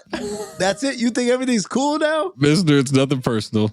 Hits him right in the ass. Jack falls over the stool on the ground. They hide under the window laughing. Oh, he pops a cap in his ass. Ah. Literally. Butt shot. He'll never lay a hand on her again. That's not how that works. Yeah, not at all. They dap up, but as they're hiding, the goons come in. Hitmen. Hey, asshole. I wouldn't have voted for you anyway. TGT? Definitely. One gets mad at the other for pulling a gun. You shoot him in the head. His head goes all over the furniture. So the other guy starts choking him at 7. He's so ass on getting choked. I mean, we'll get to it, but he's ass off the rest of this movie. There's my boy. Every time Jack's on the screen, I'm like, this dude's so ass on. He dies ass on. He's the exact opposite of Art in every way. Completely ass on when he's alive. The moment he comes out of the barrel, too soon. He transcends. They murder him as opera music plays. Yeah. Mopra. Oh, they grab the tape out of his jacket, and one of them says, touchdown. What? The tape, touchdown. James and Carl cheers a beer. Having missed all this, goons are carrying the body outside, out in the open as fuck. This ADR, as they banter and carry out the corpse, is not even trying to match their lips at all. Nope. Not even close. They're talking about working out, cardiovascular. A lot of 20 CB fitness talk. Absolutely, yes. Life cycles, stationary bikes. It was shocking to hear them talk about going to the gym and working out, and every single thing they said was completely outdated and from another time. Yeah. I was staggered. Cross-country ski machines, and then couldn't figure out what a rowing machine is because it's things where you row. They're shoving Jack's body into a giant yellow barrel that is sticking out of the trunk. Yep. What? Barely tie it shut with a rope. This is so conspicuous. It's unbelievable. Susan comes back in the apartment saying she has the tape, but he's not there and she's confused. Goons are fiddling with the radio, arguing between rock and classical as they drive really fast down an alley. Touch that again, I'll kill you. Swear to God, I'll kill you. They hit the street hard coming out of the alley. Barrel falls out, rolls by the trash near Jack's campaign posters. Symbolism. Who deals with trash in this movie? Emilio slept on the floor and not the couch. Is that flat lift off? No. He's so unhoused that he had a couch to sleep on and he slept on the floor because that's an upgrade from the beach. No, I have it as Charlie knew. Motherfucker, get the fuck off my couch. You're not sleeping on my shit. Oh, you smell. Yeah. Yeah. The only access he has to a shower is at work, right? Yeah, pretty much. His little earring is glistening in the light. Mickey Mouse alarm clock. He fumbles with it. He tosses it. A cat screeches. Gotta love that sound effect. Mm-hmm. Where the hell am I? Charlie's adjusting his junk, scoops Dreyer's ice cream into a blender with a fork. Then he adds day-old coffee after sniffing it and tops it off with Jägermeister and a splash of pills. And some aspirin. There's Jägermeister, Pacifico beer in the background, Budweiser, Dreyer's ice cream, and some Tylenol on it. Mm-hmm. The amount of product placement in just this one scene must have paid the entire budget. Product cocky. Blend it up. Breakfast of Champions. For all we know, he could be some crazed combat veteran. Why would he assume that out of anything? Cut to the garbage truck. Military drumline. Yeah, it's Keith David sitting in the truck with them. Army jacket. Exposition. Tells them they're driving too fast. Nobody wears an army jacket as well as Keith David. The absolute greatest ever. Carl tries to make small talk. So, Lewis, you're Walt's brother-in-law. That's great. He speaks highly of you. What do you know about anything? He's adjusting his tie frustratedly. Walt's a nice guy. Sister must be nice too. I've never met her though. He says, when I feel like talking to you, I'll look at you. Ass off. He's drawn a picture of a garbage truck on his legal pad. Pretty pictures. Yeah. I got a note coming up on that. Be respectful. He's so fucking ass off in every movement. Analog notes. Yeah. Oh, That notepad's going to be worth a lot of money someday. A lot of money. who you telling? Right here. I want you to draw more pretty pictures while we do CT5, Zach. You got it. I'm going to start drawing a picture for every CT5. Instead of asking the AI to do chimpanzee as a garbage man, Oh, I'll do it. you should draw one for me. You got it. That'll really add value, you know? Done and done. Emilio says, "This sucks," under his breath. Keith threatens his job. I said, "This sucks." And basically, so do you. What a fucking hothead. Charlie's embarrassed. Drunk. Keith chuckles under his breath. It grows to full-on laughter, ass off. The bros start laughing with him. Then he abruptly stops. He starts attacking him. Keith grabs him. "Why, you little?" And the truck swerves like Brad Wesley. Is that 20 CB where something happens that's tense and then everybody starts laughing like, oh, it's not that bad after all. And then it dies down. The guy's like, no, I wasn't actually laughing. I was just, Yeah. that's 20 CB. Absolutely. No one does that anymore. We could bring that back. We'd look like pioneers. It's just not fucking funny. Hold on. Old baby ears out there is going to get mad at you for popping off of me. Baby ears. Old baby. OBE. Got to a bathroom. Carl's nose is bleeding, either from catching a stray punch or cocaine. Pump up the jam, creeping in the background. Absolutely. Yeah. Banger. They complain about Keith. This Lewis guy's a total nightmare. Cut to Keith drawing more pretty pictures. It's a beach scene, except it's got a helicopter dive bombing the boardwalk like the end of sudden death. Pretty pictures by Walt's brother-in-law, Scootsy Doubleday. He's making the bomb falling and exploding sound effects. They're eating at a diner. Charlie makes Emilio promise not to provoke this guy. He promises. How's that nose? It's okay. I still owe one to the intended receiver. Emilio immediately tells Keith he's a pain in the ass, and Charlie covers his mouth. With his nasty garbage man hand. Oh, same note too. Says accept this as a fact. When are you going to shake hands and stop behaving like children? Stare. Incredibly lackadaisical hand slap. Keith hands Charlie some ice. Emilio reaches for Keith's fries. Keith grabs his hand. There are several sacred things in this world that you don't ever mess with. One of them happens to be another man's fries. Now you remember that, and you'll live a long and healthy life. They pull up to the garbage where the barrel is. Carl puts the heavy barrel upright, takes the lid off, puts it back down, looks again. He's freaked out. He calls for James. He's ass off, by the way, here. Yeah. The double take, where he opens it and he closes it and then he goes back and looks at it. The hell is this, Carl? It's a dead human being, James.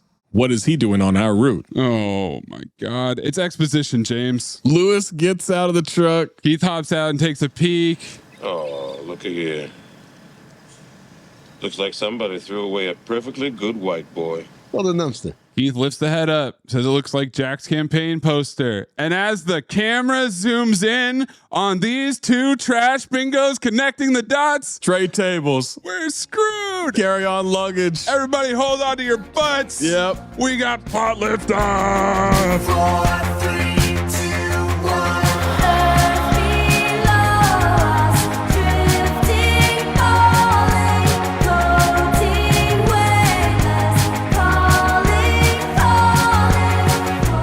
Plot right now, Amin. I'm going in. These bingos think they killed him. Emilio instantly is ready to snitch wholeheartedly, throw everybody under the bus. This motherfucker ain't got no fucking class, no loyalty. Clip this whole shit. What do you mean we? You pulled the trigger, pal. Look, Lewis, we gotta talk. See, Lewis, Carl sort of knows this guy. So? I don't know him at all. What I'm trying to say is he shot him with a pellet gun. But he thought he hit him in the butt. I did hit him in the butt. You two seem to be in some serious shit here. I need a drink. And I said, no shit, motherfucker. You goddamn alcoholic. Hot morning garbage Jaeger. Yep. That can't be the right play. Look, Lewis, I know that I did not kill this man. You see, last night this guy here was beating on his old lady. So I took it upon myself to end the dispute. So you shot him? With a pellet gun. So you said. Now you shot him from where? From my apartment. So how in the hell did he end up here? Well, why don't you ask him? Have some. It'll settle your nerves. My nerves don't need settling. What is the maximum sentence for murder? I did not murder anyone. Jesus Christ, James, whose side are you on? I am not taking sides. Yes, Carl. you are. You've already convicted me. As far as you're concerned, I'm on my way to death row. Now, Carl, come on. Well, let me tell you something, pal. You are in it as much as I am. You were there. That makes you an accomplice.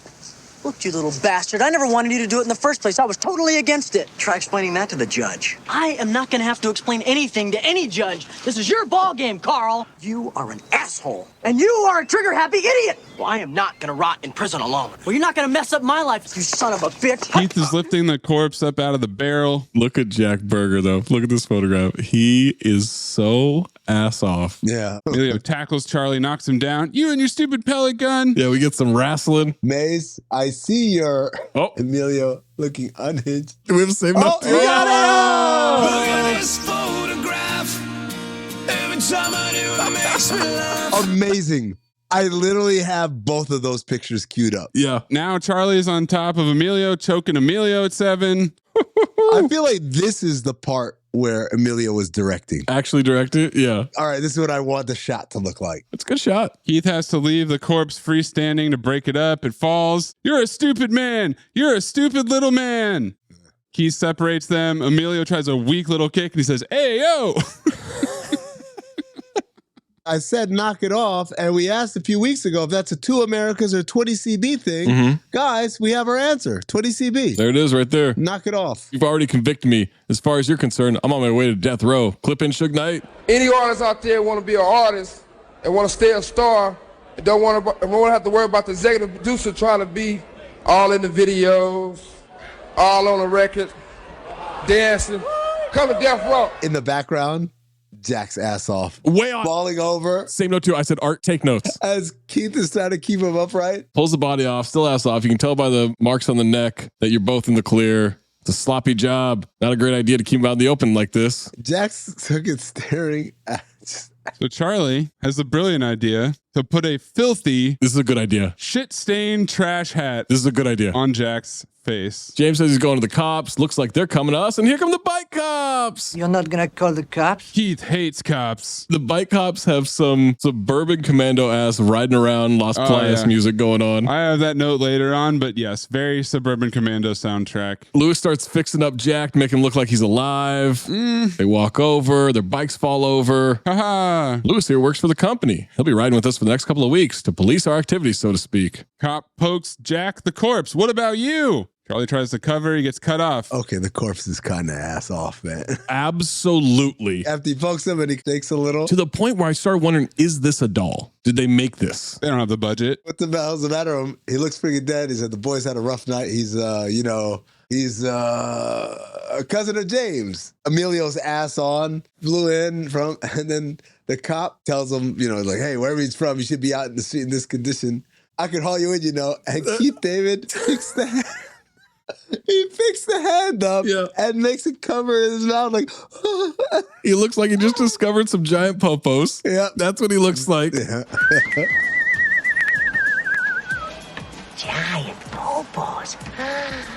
That was so well executed. Such a golden dumpster. Golden dumpster for sure. Yep. So you're just going to give him a warning. That's very kind of you, officer. Yeah, it is. Helps get Jack inside the cab of the truck. Sober up. They start walking away. The cops say, not so fast, Carl and James. They got the whole police department clued in on you two bozos. You may have escaped me this time. Chock full of nuts, Cooley. All I can say is relish this moment, gentlemen. James starts saying to Carl, this is wrong. Should have told him. Told him what? That we found a body in the trash? Just happened to be Jack Berger, the same man I shot with a pellet gun? Are you nuts? Tactical redundancy. But why would you have to admit that? What the fuck? Emilio, just shut the fuck up. Yeah. Let us think for a second. Well, he's drunk.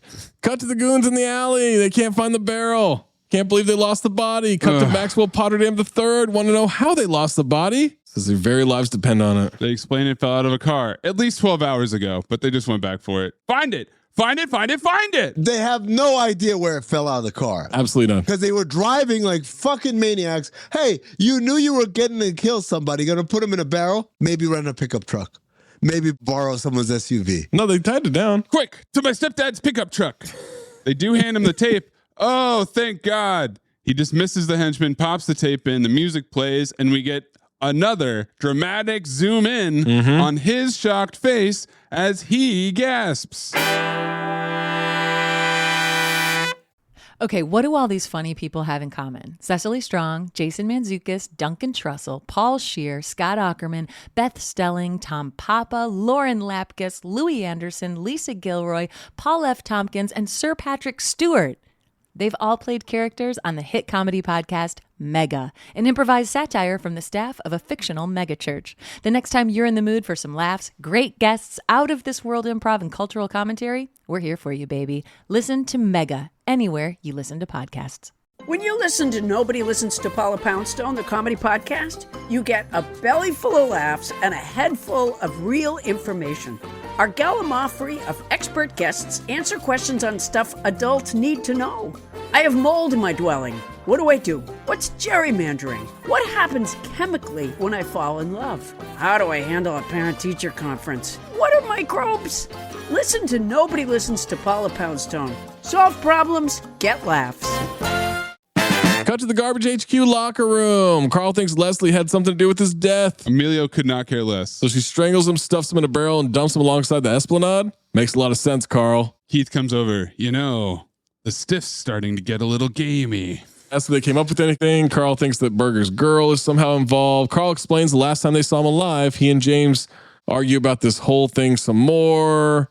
About to go to the police. You're not gonna call the cops? Lewis likes Carl's idea. Carl says that you guys are either with me or you're not. James closes up his locker, puts a lock on it. The garbage guys, the rivals, Frost and Lazinski, were hiding the whole time. They come over there. They got their turban towels on. Oh. 20 CB on that. Like that joke of having dudes have their hair wrapped up like girls. Some of these things I'm glad we left back there. But also, they set it up like they had been eavesdropping. Right. They were going to bust them. Yeah. Nope. No. It was just all about their stupid practical joke that didn't quite work. And so they opened the locker to find out why it didn't work, which I don't know why you would open it. Wouldn't you just wait and hope it would? No, you got to test it. You got to test it. They followed the instructions. Maybe they messed it up. I mean, you know, maybe they didn't set it up right. And Zach? Again, where are they getting all this shit? Zach, this is how I dump. This is Summer League dumps right here. This is how Amin found out he actually does get hangovers. I guess hangovers for me just come in dump form. They're all through your ass. But that's what it looks like. It's like a pop. A pop. And then everything is pop. Yep. Sounds like that. A mixture between that and the up from I Think You Should Leave. Pop. Yeah, there you go. It's something like that. Well done. Cut to the apartment. Jack's body has, I'm assuming, well, this is just a joke for me and Amin, Jason Jackson's mask on it. Because Amin tries to do a Jason Jackson voice of the Heat impersonation. Every man, woman, and child. And it just sounds like Richard Nixon. I say welcome to the highly coveted third hour. Yeah. My name's Jason Jackson. That's Richard Nixon every single time. So they actually beat Point Break on this one. They ripped off Weekend at Bernie's, but they beat Point Break to the Richard Nixon mask. Yeah, because Point Break's 92. 91, I think. And the surfboard as well. They're going to order pizza, pepperoni, extra cheese. Lewis helps himself to some beers. Bud Heavy. What kind of beers, Zach? Oh, Budweiser, yeah. What kind of a beer? It's a cool label still, I think. Maybe it's just nostalgia. The traditional Budweiser? Yeah. I like the label. It says maybe we should put old Millhouse someplace less visible. What do you say? They roll him away from the door. What's his middle name? They're just looking out the window for Susan's apartment, another stakeout. Ah, I said it. She's home. She hardly looks like a cold-blooded killer. What now, hotshot? And I said, he said it. Charlie has on the back of his front door a babe calendar. Yeah. Are babe calendars 20 CB? I do know someone who is selling one. She made one of herself. Oh. So I think they're trying to bring them back. Derek? He gives those out for free. As long as calendars are still happening, I think babe calendars are still happening. Says, how about going over there telling her we got her boyfriend's dead body sitting on our shitter? Yeah. What are we going to do? Stand here watching her like a bunch of long distance peeping Toms? Like a bunch of goddamn long distance peeping Toms. Same note too. Charlie's going over there. Emilio has to disagree and challenge him because in every scene they have to have one of the brothers opposed to the other brother's plan. So we have conflict because that's the way you make a movie. Yeah. More back and forth. I'm sorry, Mr. Fall asleep wherever the fuck you want with whatever beach woman you want. That's my note to Emilio. He's accusing you unhoused gentleman of being an unhoused gentleman. Yep. Lewis says, if anything funny happens, don't be too shy to scream. He says, save me a slice. When Charlie leaves, Keith wonders where he keeps that gun of his. Dramatic zoom on Emilio. Why? I have no idea. Because we want dramatic zoom to be a horseman? I guess. What's he doing? And then Carl says, what am I doing? Carl sneaks in the building. She's taking her trash out. She opens the door, screams. He screams and falls down. Zach, did you catch what apartment she lives in? I didn't. Apartment 420. Because, of course. I get it. Sick, dude. Las Playas, dude. Weed. Pot. I'm doing the Vivek hand signal right now. Yeah. He yells, don't kill me. She says, what? What? He's fumbling this so bad. CT5 worst liar. Clip it. Same note too, bro. Oh, yeah, yes, I do live here in the building for 5 years that I've been in the building. That's funny. I've never seen you here before. Well, I lead a very private life. I'm a phrenologist. What exactly does a phrenologist do? Well, I feel and interpret the size of Walt's asshole. Call back. Brother, you have painted yourself into a corner with that slip up. Yep. There's no way of getting out of that. Walt's asshole is pretty specific. I mean, skull features. Oh, wow. Emilio saw phrenologist on a word of the day calendar. 100%. One of those you rip off, yeah. And built a plot line around it. Yo, I'm just trying to imagine Emilio hunting and pecking at a typewriter. I'd spend $500 to watch that whole process. Who types more words per minute, Emilio or Sly? Sly, once the glasses are on. No, but then he takes the glasses off and then rubs them. Yeah, but Emilio's still hunting for that pee. What if he starts humming? The closed captioning person got phrenologist correct. I guarantee Emilio spelled that with an F. He has to go inside and ice his ankle. Inside where? Your apartment. What's the matter with yours? Oh, no. My ice machine is broken, and yours is right here. Ice machine? Are you going to refuse a wounded man in dire need of medical attention?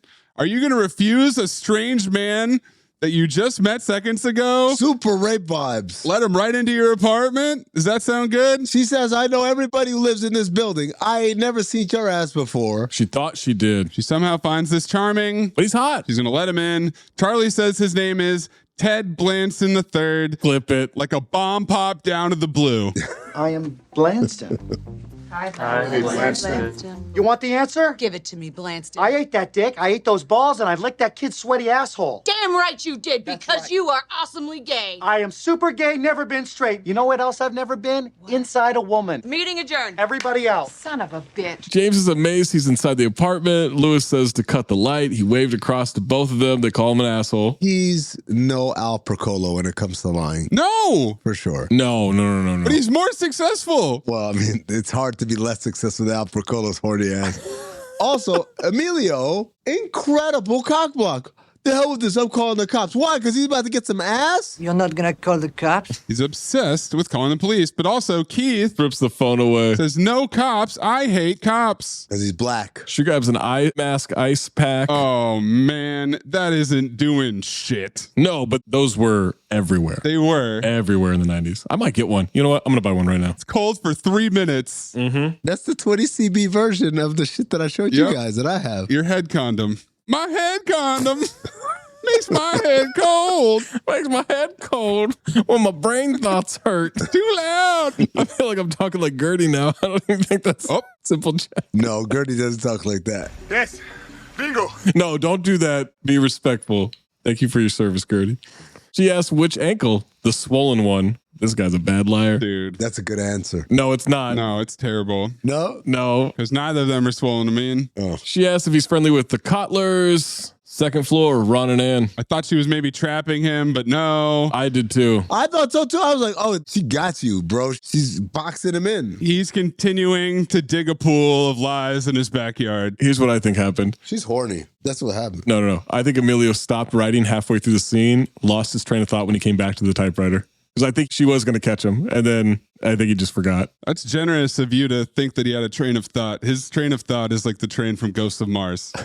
Now Charlie requests a drink. He has visions of her choking Jack to death. Mm-hmm. And then shakes the images out of his head. 20 CB? Yes, 20 CB. My head movies. If you went over to the apartment of a woman that you've been ogling for years, you thought that she might have murdered someone. Yeah. But now you're in. She's making you drinks. She's acting flirtatious. I won't lie. I think I would kind of forget the danger and just be like, all right, let's see where this goes. Absolutely. Are you kidding me? He's still very much terrified of her. When he had the little vision, I was like, oh, that's right. He thinks she killed him. Yeah. I completely forgot. I'm like, okay, so when they go fuck? Yeah, it's almost like he was playing the scene different from how the script was written. It's crazy how that happened. He stands up on his allegedly busted ankle and walks over. Strolls right over. You know what, Zach? You're right. He absolutely forgot what the fuck he was writing. 100%. Didn't go back and read. Came back, sat down, and just started. So we're in the kitchen, right? Okay. So yeah, he's going to want to fuck her. Checks her mail. She turns around abruptly with a knife. Could have brought it to you. Takes the shot of the vodka drink she made. As she's about to cheers him, she's dumbfounded. It's for the pain. Rarely touches stuff. He wants another. James can't believe that they're doing shots. They're doing shots, for Christ's sake. She can't believe they've never met before. Cock blocker, man. She thought she knew everybody in the building. He double eliminations that he lives a very private life. She finishes the sentence. That's triple elimination, boys. Mm-hmm. And then he starts hitting on her. He says she's very beautiful. Always thought so. What do you mean always? What I mean, that you probably always have been beautiful, and it's a shame that I'm just now discovering this. Massive red flags that she would have seen if weren't for the fact that she's horny. She's embarrassed. She wants to switch to. And enough champagne to fill the Nile. Hey, oh, champagne! The Dom Perignon is chilled. That'd be perfect. You know who must feel slighted? You know who must really feel... Tom Cruise? No, not Tom Cruise. Coughlin. Oh, yeah. Because he had the champagne line, right? Nope. Tom Cruise. It was Tom Cruise? It was Tom Cruise who said it? Mm-hmm. Either way. I thought it was the other guy that said it. Yeah, I thought it was Steve Martin. No, I thought it was, wasn't there like an ambulance? You did this bit before, but you got it right. Oh. Champagne. Perfume going in, sewage coming out. Oh, okay. That it was erased by a quote from a movie we haven't even seen? Yep. Sad. His lying face when she said, how did you know I have Dom? I just said it to the chat. That's the worst poker face we've ever seen. How did I know you had Dom? Doesn't everybody? Yeah. She laughs. Not a single alarm has gone off in her head. Dude, he hasn't told one good lie. Lewis stops James from going to the bathroom at first, but he goes anyway. Jesus, Carl spends an evening with a beautiful woman, and I'm stuck here with a lunatic and a corpse. James St. James has some real NPP energy, some no pussy for cola vibes going on. But he gets pussy nonstop. He sleeps with a different woman at every house along his trash route. But he's still got the energy. I don't. And I want to know, do we now have an NPP award that we need to start searching out? Ooh, no pussy per cola award. I was thinking about how Amin beta tested that with No Hose Bo from Driven. Oh, that's right. No Hose Bo. No Hose Bo. No pussy per cola. Who's next? Carl's strolling behind her to the couch as she sets up the Dom. Lewis, I don't believe this guy. James can't pee because the corpse is in the bathroom sitting behind him. Pretty weird. This is like Seth Green and Can't Hardly Wait. A knock at the door. It's a delivery from Pedro's Pizza and Pancakes. It's the pizza delivery boy. It's Ski School. From right now in the movie. He's got a newsboy cap with pizza on top. Mayes. And a pizza sliced shoulder pads. If you wouldn't mind, My CT5 hats list needs to be updated. Let's move this pizza hat to 5. Everything else drops down. Sorry, Moose's Bobby hat. No! It's gone. Ass on the pizza guy after Keith David rams his head into the wall. And he says, extra cheese? This pizza's $8? 20 CB, baby. $8 Did the math, Zach. $8 in 1990 is $19 today, which is about what a large pizza is. All right, that checks. I got excited too. I was like, whoa, $8 pizza. He sees James wheeling the body in behind him. Mind your business, son. Says, okay, thank you, sir. You've seen too much. Gets him in a headlock, spins him around the apartment. Fantastic. This is what this plot needed, is more complications, another hanger on. Keith has him in the headlock. He's dragging him around. Emilio's protesting. Keith says he could start all kinds of trouble. So you kidnap him?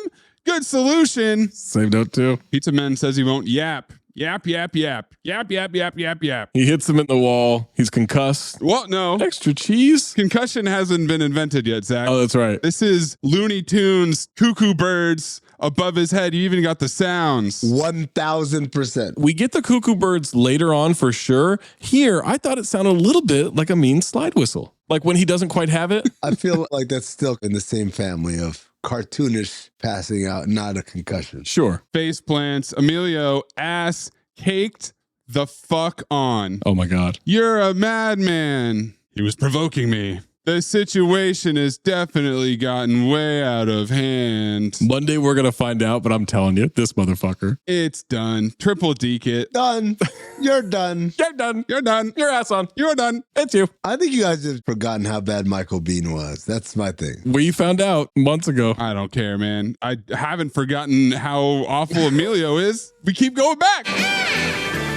Quack Attack is back, Jack! Goon's going to call from Potterdam 3.0 on the car phone. First you lose the body, then you deliver the wrong tape. Now, I don't think either of you personally set out to destroy my company, but I sent you out on a simple task, and simply put, you loused it up. This Goon's pretty good at origami. Glasses Goon? Yeah, that's pretty good crane. Making bird noises. The guy is Goon who talks like Zach when Zach's doing a New York accent. What the fuck does that mean? This guy is actually from New York, unfortunately, so no Louis Pinnock for him. What, for me? Well, we know where the Louis Pinnock resides. He sends him to the campaign manager, to Susan's house, give out the name and address. Because she had a special relationship with Jack. I bet she did. Mm-hmm. That's where the iceberger. Did it ever occur to you two idiots that she might have the cassette? I think he wants us to kill some more people. Okay. Lewis is watching them, thinks he could ice her easily if he had his M16. He is fantasizing about sniping and murder. Oh, this goodie. Get some PTSD voices in his head of Hanoi Hannah from Hanoi Hilton. PTOD. Oh. That's what I called it. I brought up Universal Soldier. Thought of that as well. Yankee dogs might as well give up. War is lost. Jane Fonda was right. Are you hungry? Would you like some? Don't give him any, James. Why not? He might be hungry. He's a prisoner. He should be treated accordingly. Have you completely lost your mind? We're not soldiers and he's not the enemy. He's a pizza man. Back in Fubai, he would have been killed the second he knocked on that door. I would have snapped his neck like a twig, and he never would have seen it coming either. Louis, calm down. The commie bastard gets no food. Zach, in this photograph. Yeah. There's the stereotypical problematic garb on the pizza man, but I think an underrated element of this is Emilio eating Chinese food. Yes, he is. Out of takeout boxes. Chopsticks outside the box. Yep. Because nothing says historical depictions like delivery food. Which, by the way, the Chinese takeout delivery food box is wholly American. Oh, absolutely. Yeah. Oh, yeah. We'll club all that. Back in Fubai. Finish it off with a gong, baby. Keith David is so ass off in this scene. Incredibly ass off. He's unbelievable. Yeah. He shouldn't be this ass off considering what he's dealing with, but he is. And that's acting, right? Yeah. You can give me shit and I will still make it into something incredible. Now we get a behind the chair shot of Carl and she's moaning. She must be going down on him, guys. Now that is deep. This is exactly like the scene in Tango and Cash. With the mice? Where they wanted to have innuendo, but then when you listen to the words, the only way this works is if the dude is the one getting penetrated. Oh, that is deep. Well, no, because, it could be trote work. How do we not have a soundboard of trote? Gotti saying trote? worth it. It's worth all that work Mayes would have to do to get that one little thing. I got the trifecta. I got jaw, neck, and throat. That's definitely deep. You were born through cesarean, no? No. Well, it's not exact science. Apparently not. I laughed. I thought it was funny. Because he's a phrenologist, guys. Mangoes. You love mangoes. Says it was all in the contours. So that's phrenology. Fascinating, huh? No. Weird. She wants to go do something. She wants to go out. What? She wants to get drunk. She invites this random dude into her house. She gets drunk with him. She sits between his legs, lets him touch all over on her head. Well, as a professional. And now she wants to go out? Why does she want to go out, I mean? She's trying to fuck. She horny. No. If she wanted to fuck, she'd go to her room. Oh. You would think. I think she wants to get him out of her place. Why? She's like, I'm going to keep learning about this guy, but this is moving a little... Too fast? Deeper, yeah. Okay. I think it's a change of scene. I think it's good. You just want the second part of the date? Because of course it's a date already. Yeah, it's just a date in reverse order. She grabs his hand, dragging him out. He picks up the trash and looks inside. Do you always look in people's trash? Sometimes it's the best way to get to know him. That's the first true thing he said all day. James on the phone in the bathroom trying to report a murder and a kidnapping. This motherfucker is still trying to call the cops. Snitch ass Emilio. He sounds even stupider when he tries to explain it on the phone. Well, fuck me. Isn't that what the police are supposed to do? Help people. To Americas. Keith kicks the bathroom door open. He's got the phone cord. He says they're moving. Military drumline plays in the background. They're going to bring the bodies along. Because Weekend and Bernie's just came out last year. The fireman carries Tricky Dick, grabs his legal pad. This is all going on my report. My pretty picture. It's going to be worth a lot of money someday. That's great, Lewis. Make sure they spell my name right. TGT or banter? You can't give either to that. No. Goons say, let's whack this broad and get the tape. There it is. That's not the way you talk to a broad, you understand? You understand? They see Lewis with Burger and recognize him. The mask fell off. Rival garbage men are also staking them out. Why are they on a stakeout? Let's get all the bingo duos together, baby. Lips are barely moving as ADR says, who's the kid in the clown suit? I don't know. Their lips are moving. They've got Jack the Corpse wrapped around Pizza Boy. Those bastards are going to pay. Oh, yeah, they're paying. She drives off in Brad Wesley's car. Red Thunderbird convertible, Zach. It's the Quagmire. There's the broad. There goes the broad. Got a caravan of bingos in pursuit. I said a convoy of bingos. Yeah, same note too. The hitman who's driving, his name is Biff. Yeah. Biff and Mario. And that's only the second Biff in movie history. That can't be true. Biff Tannen and this dude, right? There's no other Biffs. I don't know if that's true. Name another Biff. The Pimp and Blake man is named Biff. Don't you know, man, I'll beat you like you're one of my bitches. Slap me around and call me Susan.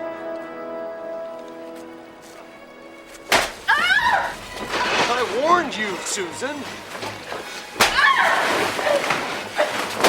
Now, Charlie's not driving. Susan's driving, and she's driving a little crazy. After they all run a red light, cops do a U-turn, and now we've got another bingo duo in the chase. Let's join the parade. The goons are calm, though. He says, Now, you see this here? This complicates things. I just don't like killing cops too much. Hey, forget about the body, okay? They're the ones driving around with it. I say we stay with the girl. Part of them says she might have the tape. Hey, Biff, help me, all right? Who just died and made you king? Hey, Mario. Hey, how about this? Your mother did. Don't you ever say anything, ever, about my mother. Your mother did. Your mother did. Your mother. Say hi to your mother for me. Biff is incredibly overwhelmed, pretending to drive and read cue cards at the same time. Can't handle it. Lewis says to pull over. James says to act natural. It's the bike cops. They got their vroom vrooms back. Yeah. There was a strange close-up of holstering a nightstick and some weird porn music. Yep. Dicks. He makes his hand look like that circle, and then puts that nightstick through it. Oh. Spits good. I'm in no mood for this right now, Mike. Just write up the ticket so we can all get on with our lives. He thinks he was reckless driving because of the speed and the red light, wants to know who else is in the car. He sees these guys, wants to know what's going on. Emilio starts stammering and chuckling. Is that what he's doing? No, he's Teddy Rexing. I'm totally floundering. I can't come up with a good lie. He couldn't even come up with a good lie to put into the script. Again, I think he walked away from typing and just lost his track. So what's going on again? Emilio, the actor, gets the sentence. Says, are these the pages for today? What the fuck is going on? Can I talk to the director about this? Everybody out of the vehicle. Lewis grabs a pellet gun, points it at ski school. Everybody starts yelling. It's a standoff. Clip this in. Definitely don't read it. Clip what in, Zach? Oh, he goes on like a little rant. Yeah, cop. I know you, man. I know what you're thinking. You're thinking, we got us another crazy nigga here with a gun. Well, let me tell you something.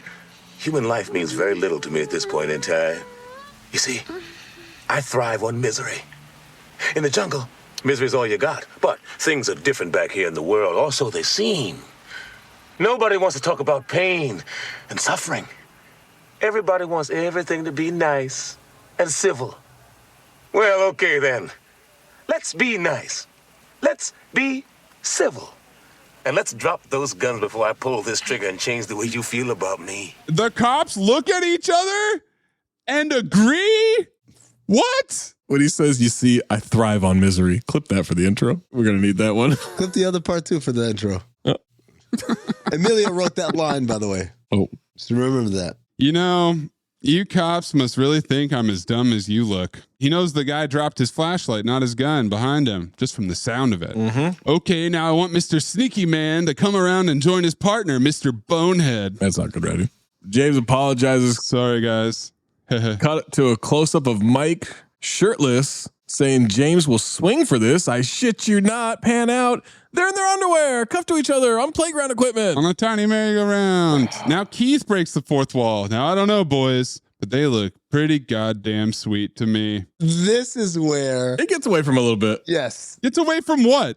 Where he wanted to go with it. Where have we been that we're getting away from? Oh, come on. We've been having fun. We've been having hijinks. Yeah. Maze, don't be in a bad mood because we didn't like Hot Rod. All right. Like, this is all this is. No, this movie is fucking awful in all phases. It's way better than Hot Rod. So you're supporting this movie. This is your movie. What do you mean this is my movie? You picked it. You're going to file it. You're supporting. You're saying thumbs up, Men at Work. I already did file it. Okay. It's a good 80s, 90s comedy. No. Absolutely. Good. I'm glad we got this on record so that anytime you have an opinion about any movie or anything ever again, we can reference how you think that Men at Work is good. Why are we doing this right now? Because Maze is in a mood. He's being real pissy. Don't we have like 30 minutes to go? Let's get through this. Thank you for being the pacifier, I mean. You Cinephobe. Susan Carl walking on the beach. His body's got into shock from the alcohol. He wants to sit on the beach. She smiles, leans in. They start kissing. She kisses him. He says, what was that for? She ready to go, bro. The fuck is she thinking, man? She thinks she wants some dick. That's what she's thinking. But not on the beach. It's too sandy.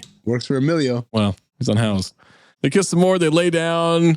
More suburban commando music of driving around. Hulk walking around town music. And it shifts so abruptly from generic romance. So crazy. All of a sudden, we're driving around town. Feels like we're driving in circles. Now it's reggae music. Did they get coffee where Lewis Pinnock got hamburgers? Same styrofoam cup too, bro. Yeah. 20 CB. Ski school wants some. Says needs sugar. Lewis doesn't think it's looking good, but he never gives up. Never once. He's going to drive him back along the Esplanade. Everything's a long shot. The bingo garbage men are messing with Susan's Thunderbird. This is just a little uncool, Azinski. Our brouhaha is with Carl, not with the chick. Okay, finally, my man Frost is up for the Lewis Pinnock from the way he said brouhaha. Brouhaha. Because he wasn't quite dialing it up yet.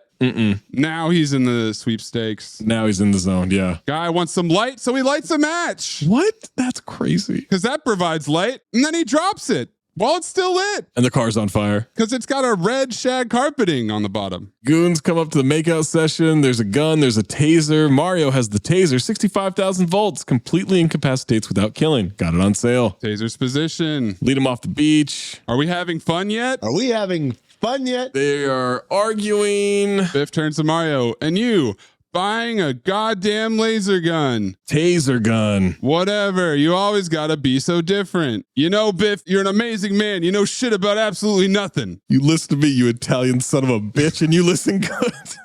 I laughed so hard when he said that. Golden dumpster. Glasses shoots Biff with the taser. We get CGI electricity that's worse than Force Lightning from Star Wars. That's how lightning was in the 80s. Okay. Pretty much. Yeah. Before they fixed the tasers.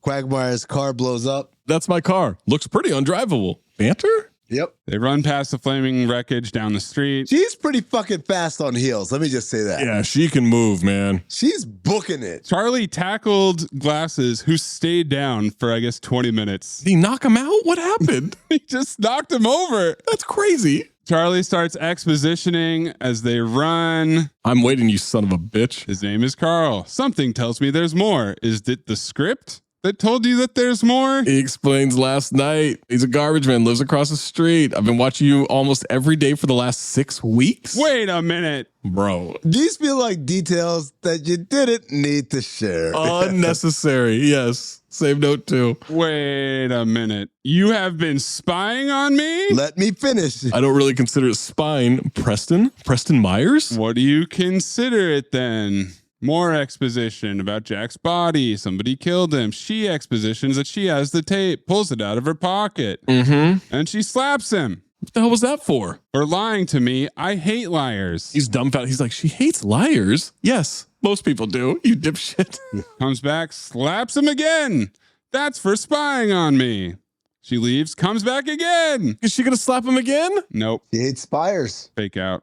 He flinches. Grabs his hand. Let's run. Mario's driving Biff around. He's coming too. What happened? It was something. You got struck by lightning. Freak storm. CT5 liar.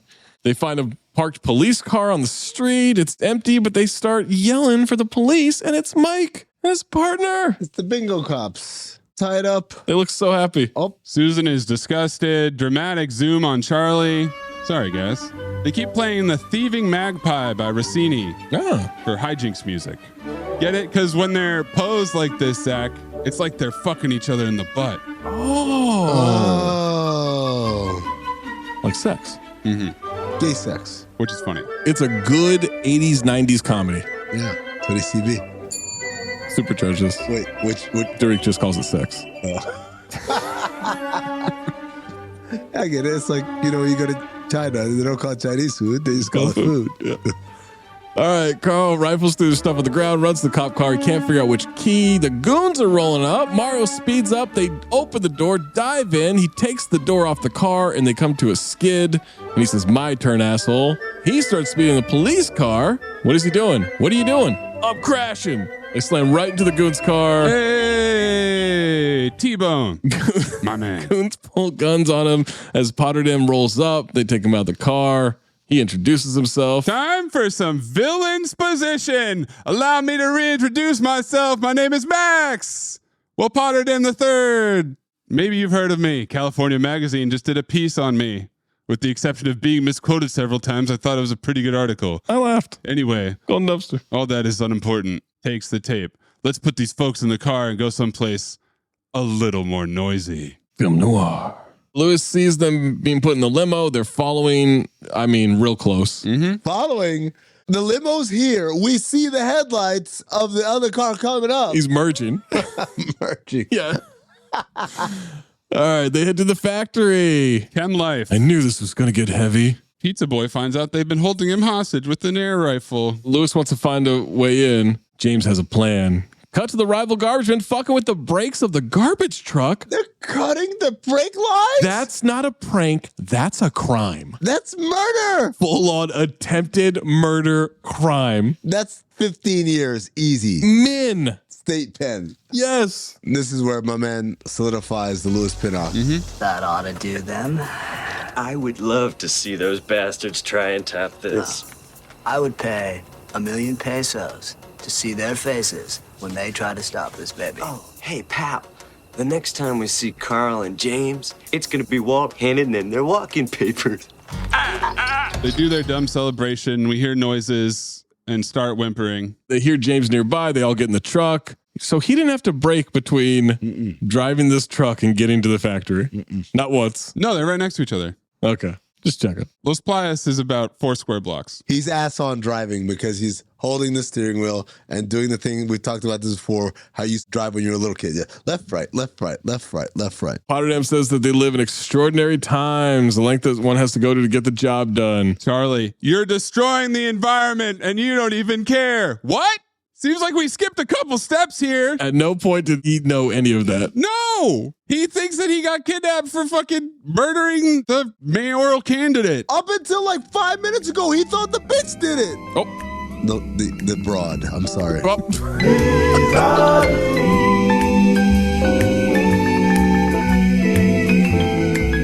How do you do it? How do you live with yourself? They put him and Susan in yellow barrels. The Los Playas landfill will become your final resting place. Buried alive? Not to worry. You'll probably run out of oxygen before we reach the dump site. Here comes the garbage truck. Bust through the gate. I really want to do this so badly.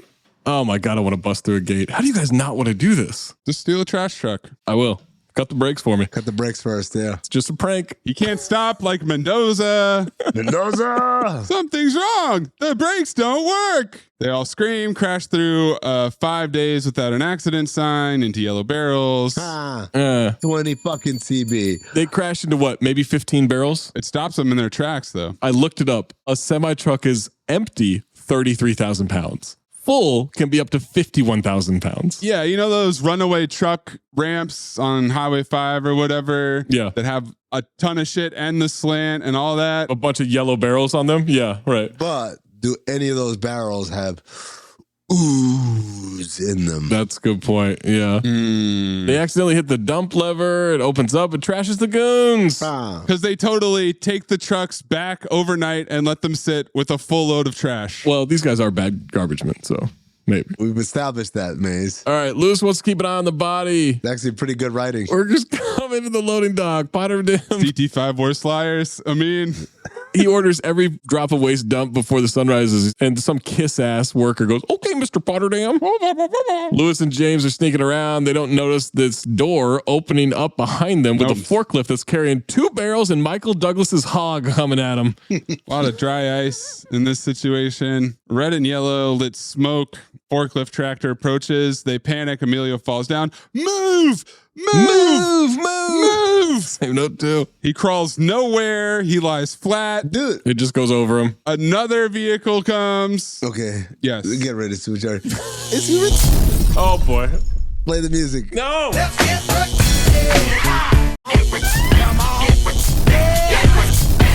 Is that the one where she smells? No. I don't even think you should put those in. Pillar of morality, Zach Harper. The second forklift has Susan and Carl's barrels on it. One with Carl falls off. He busts open. I'm sorry. They only need to pay attention to 2 of the barrels that have human beings in it. Let's definitely have that one fall. Yep. Hi, Carl. Hi, James. How are you? Never better. Brother banter. Charlie yells, "Susan! Emilio, come along!" They jump on the back of the trucks. You got to watch out for hop-on, Zach. Guards pull up to Lewis. He breaks the 4th wall. Yep. Oh my God. Rent-a-cops. I hate rent-a-cops too. What's happening right there? The first 4th wall break, you could excuse it because it was like, oh, POV, he's talking to the cops. This one is so blatant. He's like, Maze, Zach, I hate rent-a-cops too. Yeah. Did you guys forget that I hate cops? Charlie looks like he's humping the shit out of this truck gate. What gets mentioned more? That he hates cops or that the Penguins are playing in the 7th game of the Stanley Cup Finals? Oh. Not game 7, though. Not game 7. I think it's got to be 7th game. Okay. They're hanging on the back of the trucks. Carl, what the hell are we doing? I think I love this girl. Really? How do you know? She let me feel the bumps on her head. The gate swings open. We get a lot of banter as they swing out. Looks like the bolt broke. No shit. Hang on. Okay. How do you do over there? Piece of cake. Just one of those days. Keith has commandeered the South Bay security car. Still got the corpse and the pizza boy who says, "You need help," because the rent-a-cops are also tied up in their underwear, handcuffed to a fence. How long did that take? This is his thing. That's his thing. He's got a type. It's his kink, yeah. I wonder Back if he Carl learned and that. James. Wait, hold on. I wonder if he learned that in Fubai. Foo, hello. All right, we got more problems with the truck gate. Oncoming car. Oh, it's the garbage men, the rivals. Why are they there? Because there's only 4 people in this town. To be clear, the reason why, if you think about it logically, the reason why the rival garbage men are here is because this is their part in the escalation of a prank war. This is their last appearance in the movie right here. This drive-by. So hitmen, corrupt big business, murder witnesses, all that stuff. They're like, what? I just trying to fucking get back for the shit that they sprayed all over me twice. The second time was their fault. Yeah. That's the thing. They tried. And the second time was their fault. And so then they went to murder. Yeah. Carl pulls them over, gets them on the truck. We get to the dump site. Potterdam joins them at the dump. These guys are hiding. They're rolling barrels down a hill. Big time disembodied voice moment. Carl says that they look pretty outnumbered here. Lots of workers. Oh my God. James says, I have an idea. Follow me. You got to tell the one person you're with what the plan is. Nope. No. You just have to. Don't need to. You do, guys. His go-to is to say, I have an idea. And then not tell you what the idea is. Charlie gets his own idea. Charlie's like, fuck this. Picks up a baseball bat, knocks a guy out. What the hell are you doing? Protecting the environment. All of a sudden he cares. Message, message, message, message. They grab another guy, say freeze, and then bring him over to the other workers where Potterdam and his goons are. Everybody freeze or I'll blow this guy's head off. They really do it. I'm not kidding. Don't push him. I mean it. His whole head. With a pellet gun. Yeah. Convinces 2 henchmen to toss their guns down the side. Yeah, man. I know you.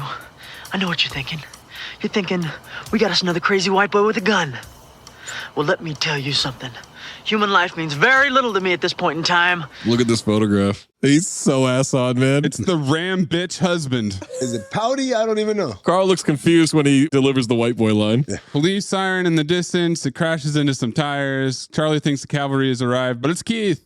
Pizza Boy gets on the loudspeaker and announces that Emilio has a pellet gun. I sound more like a cop than you do. You sound like a wussy man. Wussy man. We got to fight. We got to brawl. 2 guys flip down the hill. Here come the goons. Carl's going to find Susan, grabs the pellet gun, jumps on the truck. Goons are after him. This is the big climax of the movie. We did neglect to mention this, that this is a pellet gun, but this is also very 20 CB because pellet guns now are made to look very clearly not like guns, whereas this one looks like a real ass fucking sniper rifle. Emilio's defending himself with a wood gate, a lot like Hercules on the dock. Same note too. Lewis joins Emilio. They flip 2 hazmat guys running at them. Carl knocks out a goon, goes to the next truck. Lewis is whooping ass. James starts getting his ass kicked. So as soon as you go down this hill, you're gone. Yeah, that's right. You're dead. You're done. You're dead. If you threw a gun down the hill, even if it's 10 feet away, you can't pick it up again. Can't get it. It's hot lava. Pizza guy saves James by putting a tire and rolling the guy down the hill. Lewis then drops 3 guys at once. Carl finds the barrel that Susan's in. He busts it open. Where are we? You don't want to know. Grabs her with 2 hands for a kiss at the dump. Now Potterdam's in a bulldozer. He pushes the truck down the hill. Move! Right after they jump out. Move! Move! He starts searching for them. They're hiding behind tires. They make it to the cop car. It won't start. Potterdam rams it, goes on top of it. I like how Potterdam is doing all this in a 3-piece suit. Absolutely. Yo, he's stylish, man. He's a real villain. I'm going to be a villain, but I'm not going to sacrifice sartorial standards. It's now stuck on the cop car, so he hops out. They throw a doll at him. The doll's kind of ass off. Susan busts out of a tipped over fridge, spray paints his eyes. He can't see. He's stumbling. Carl and James do the high five garbage can lid on his head. Here come the Tweety Birds sound effects. The high five garbage can lid move for the beginning of the movie. Yeah. Guys are unknockoutable. Ski School pretends to be a chauffeur, puts him in the limo. Jack's in the back seat with a martini and a cigar. Choking at 7 with that cigar down his throat. So ass off, though. Chest not moving. Potterdam gets out, runs off. Carl shoots him with a pellet in the ass. He goes sliding down a tunnel into some trash water. Smile, butthead. He's drenched and staggered. They pan up to the top of the hill. They're just laughing. Whoa. Cut to a tipped over garbage can at the park. Noodle sniffing around. Cops are handcuffed to the playground. Dog comes over and whines at them. Why are they telling the dog this isn't what it looks like? Because they're homophobic. Because it is exactly what it looks like. The dog pees on it. Yeah. And the poor man is back. Oh, on KROQ. Open line. A female caller is wondering about her pizza delivery boyfriend from the beginning of the movie. You guys are undumpable. He never came home last night. Positive he's sleeping with another girl. I think you should definitely dump the dude. Oh! Poor man. Cock blocker. Roll credits as little Ziggy Marley plays. You think that was in the script? Yeah, 100%. It's the one song he knows.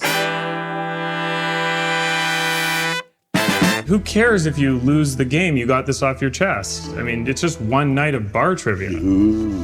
One night of bar trivia is sacrosanct to us. Trivia is sacrosanct. The original screenplay was tentatively titled Clear Intent, written in the mid-1980s. Jesus. Estevez came up with the idea while he was filming St. Elmo's Fire. Quote, I was living in a studio apartment in Santa Monica at the time, and I was up late one night, sitting at the kitchen table working out some story ideas on my computer. What? They had computers back then, so not a typewriter? Oh, man. Well, he was rich. All of a sudden, this trash truck came roaring down the alley under my window. It was 5 a.m., and it just struck me. No one had ever done a movie about trash men before. From a 1985 New York Magazine article about the Brat Pack.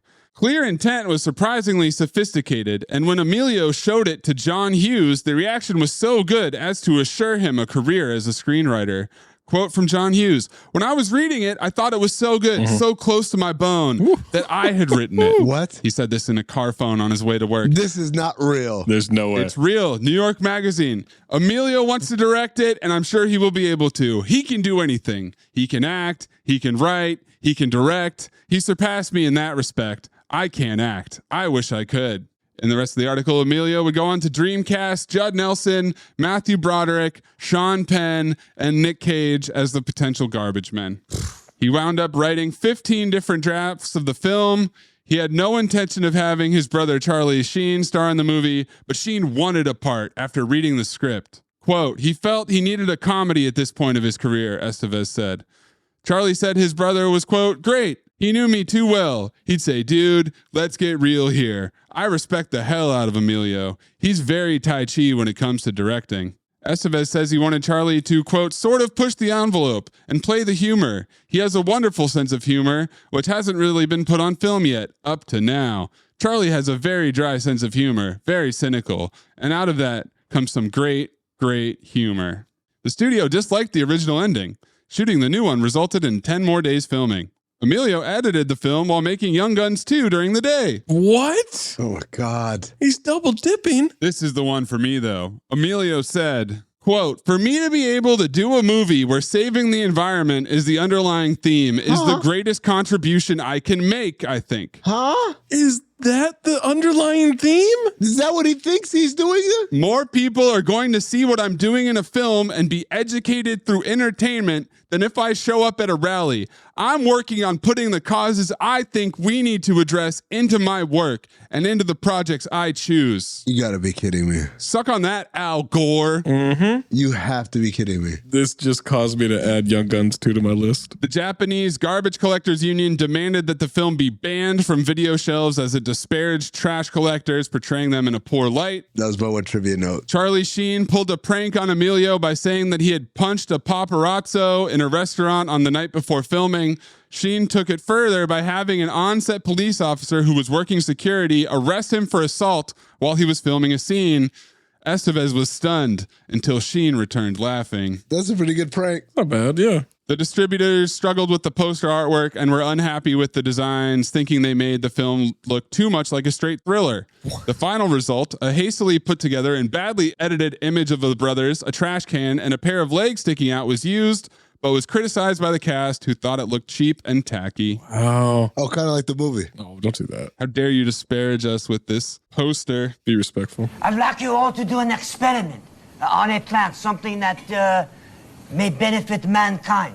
And if you devise something that's groundbreaking, I guarantee you a A in this course. Whoa, hold on, man. You firing me? You can't do that, Lionel. Look, man, if you don't want me to have a foreman job, I understand, but I need my fucking job, man. Lewis Pinnock Accent Award. Bruja. Jeffrey Blake is Frost. Yeah. The White Dreads. $1,000,000 pesos. Let's show them who the horsemen are, guys. Yeah, we got soul.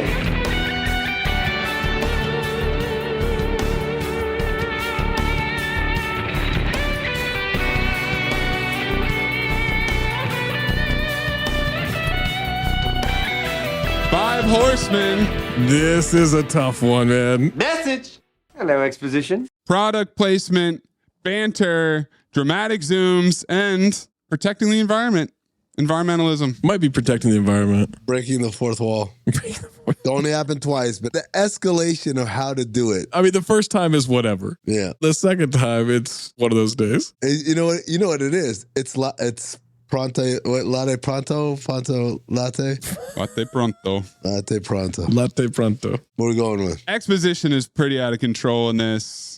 Message is kind of environmentalism. Product placement's bad. I'd say product placement. Product placement. At one point, there's 5 products that are being placed in one moment. It's one blender. Yes, one blender. Come on, man. Breakfast of Champions. It's a product placement smoothie. Breathe in through nose, out the mouth.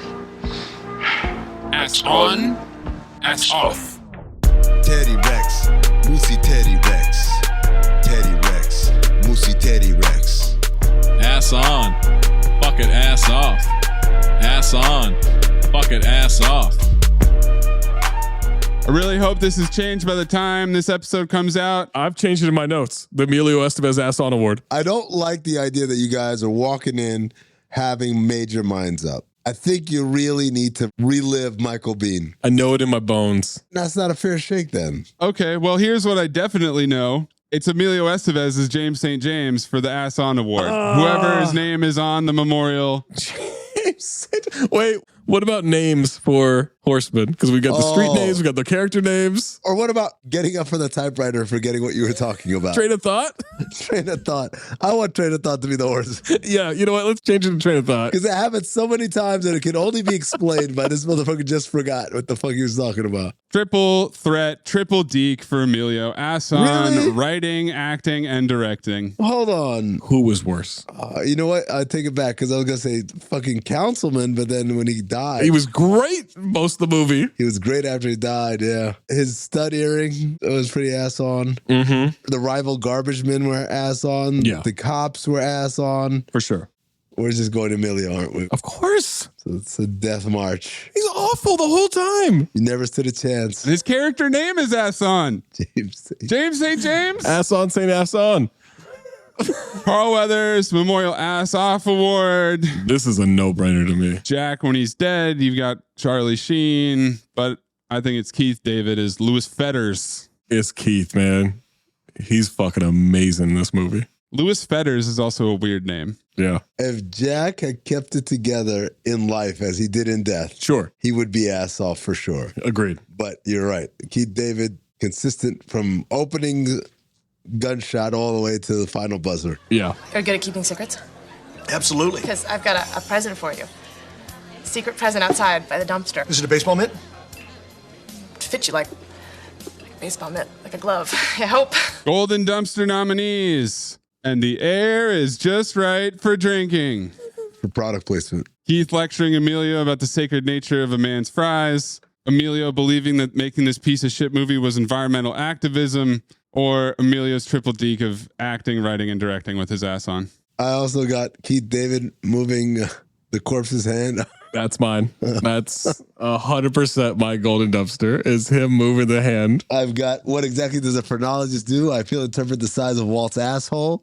Rent-a-cops. I hate rent-a-cops too and break the fourth wall to deliver this message. The shot of them wrestling on the ground. Yeah. And he shoves them the other way. Oh, looky here. Looks like someone threw away a perfectly good white boy. But yes, Zach, you guessed it. I'm with you, man. Yeah. It's tough to beat that, man. And then he's like, I could take you downtown right now. And he's like, I'll go with, and the air is just right for drinking. Could a horseman be smelling like absolute shit? No. That could be for them or the script. Is the fucking horseman trash in all senses? Everything about this movie. Basura. Basura. What? Bobby Sura. Hold on. Basura. And Zach over here rolling his R's now. I rolled an R, but I didn't do some cartoonish offensive voice while rolling my R. No Tweety birds? What do you think Mayes does when he's... I think he does the exact same LeBron did in those Instagram stories. No, I don't. I've never done that. Mayes, say basura. Basura. Oh. Yeah, see? Yeah, see, he does it. No problem. I do it. Problem. Yeah, no, Zach, you're on something. Oh, God. Sorry for having a little fun, guys. Forgot we don't like to have fun around here. Well, Zach, you picked it, motherfucker. Motherfucker. I like that. Oberfile. File, man. It's been a file every fucking time I've seen it in my life. When's the first time you saw this movie, Zach? Whenever it came out on Comedy Central. So I'm guessing like 91, 92, 93, somewhere in there. Yeah, okay. And I watched it, I mean, countless times during the 90s. Bill Harper with you or no? This is a solo. Oh, all the time. Us on the couch. But I'm just saying, like the first time you saw it, this was just you by yourself. I'm assuming he was watching with me, yeah. Okay. And I probably haven't seen it in like 6 or 7 years, but I still love it. It's easy file. Maze. Phobe did a long time ago. Phobe. I found it a long time ago. But Hot American Summer's better. Basura. I didn't do some cartoonish, offensive voice. It's one of the worst, laziest, poorly executed movies I've ever seen. It has no original ideas. Two brothers don't have chemistry. I would like anyone to remember Zach's perspective and positive memories of this movie for every future pick. I would rather watch a fucking chimpanzee score a goal on a bingo rubber shark than watch this movie again. Well, yeah, so would I. That sounds like a great movie. Wait, thought it was a dolphin. Amin? Dancing his little ass off. Oh, shit, man. This movie made absolutely no sense. It's very rare, I would say, for me to get distracted by the directorial decisions of a movie. Yeah. Script is easy to fucking poke holes at. The things that they're saying, the way the story's happening. Acting, easy to poke holes, yeah. Acting, obviously, we have awards for it. But like when even the directorial decisions are like, what the fuck were you thinking? That's pretty special. And then obviously, when you say written, directing, and starring, there's no checks and balances, right? Like there's no one can say, well, that's the motherfucker that did it there. Nope, it's all the same monopoly. And yet, I found myself entertained by this movie. As dumb as it is. Yes. It was fun and funny. Yes. I love Keith David. I thought my man Jack, I don't know what the actor's name is, but dare I say that might be the greatest ass on to ass off flip in the history of Cinephobe. Everything in the beginning, even him dying, like getting choked out, I'm like, oh, terrible. Yeah, it was bad. What kind of hack shit is this? And then he becomes a corpse, and this dude is ass off every fucking scene. It's a file. Wow. It's a surprising file. Wow. I would watch this again. Bover File, Golden Dumpster, Carl Weathers ass off or Emilio Estevez ass on award, Five Horsemen, Louis Pinnock, Plot Liftoff, at Talk Hoops, at Darth Amin, at Corn Puzzle, at Cinephobe Pod, at Count the Dings. We're leaving in that Discord, patreon.com/Count the Dings. Next time we make love, you introduce me to Jade.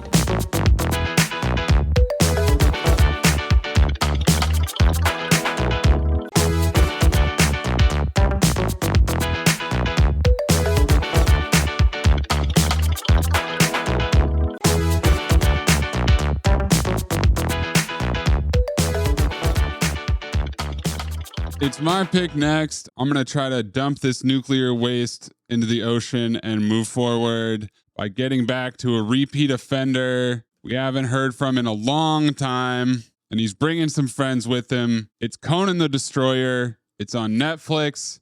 Arnold, Wilt, Grace Jones, Andre the Giant, kind of. Conan the Destroyer, next week on Cinephobe. Hey, Hawk fans, even if it's been years since you graduated, the Hawkeyes are your team for life. Well, you could have a Farm Bureau agent for life, and auto, and home and business insurance. Imagine that. One insurance agent for everything. It's that simple. Former Hawkeye and All-American Mitch King can be your Farm Bureau agent for life. Call Mitch at 319-653-5428. Tell him the walk-on sent you. That's 319-653-5428. It's your future. Let's protect it. Farm Bureau Life Insurance Company. Farm Bureau Property and Casualty Insurance Company.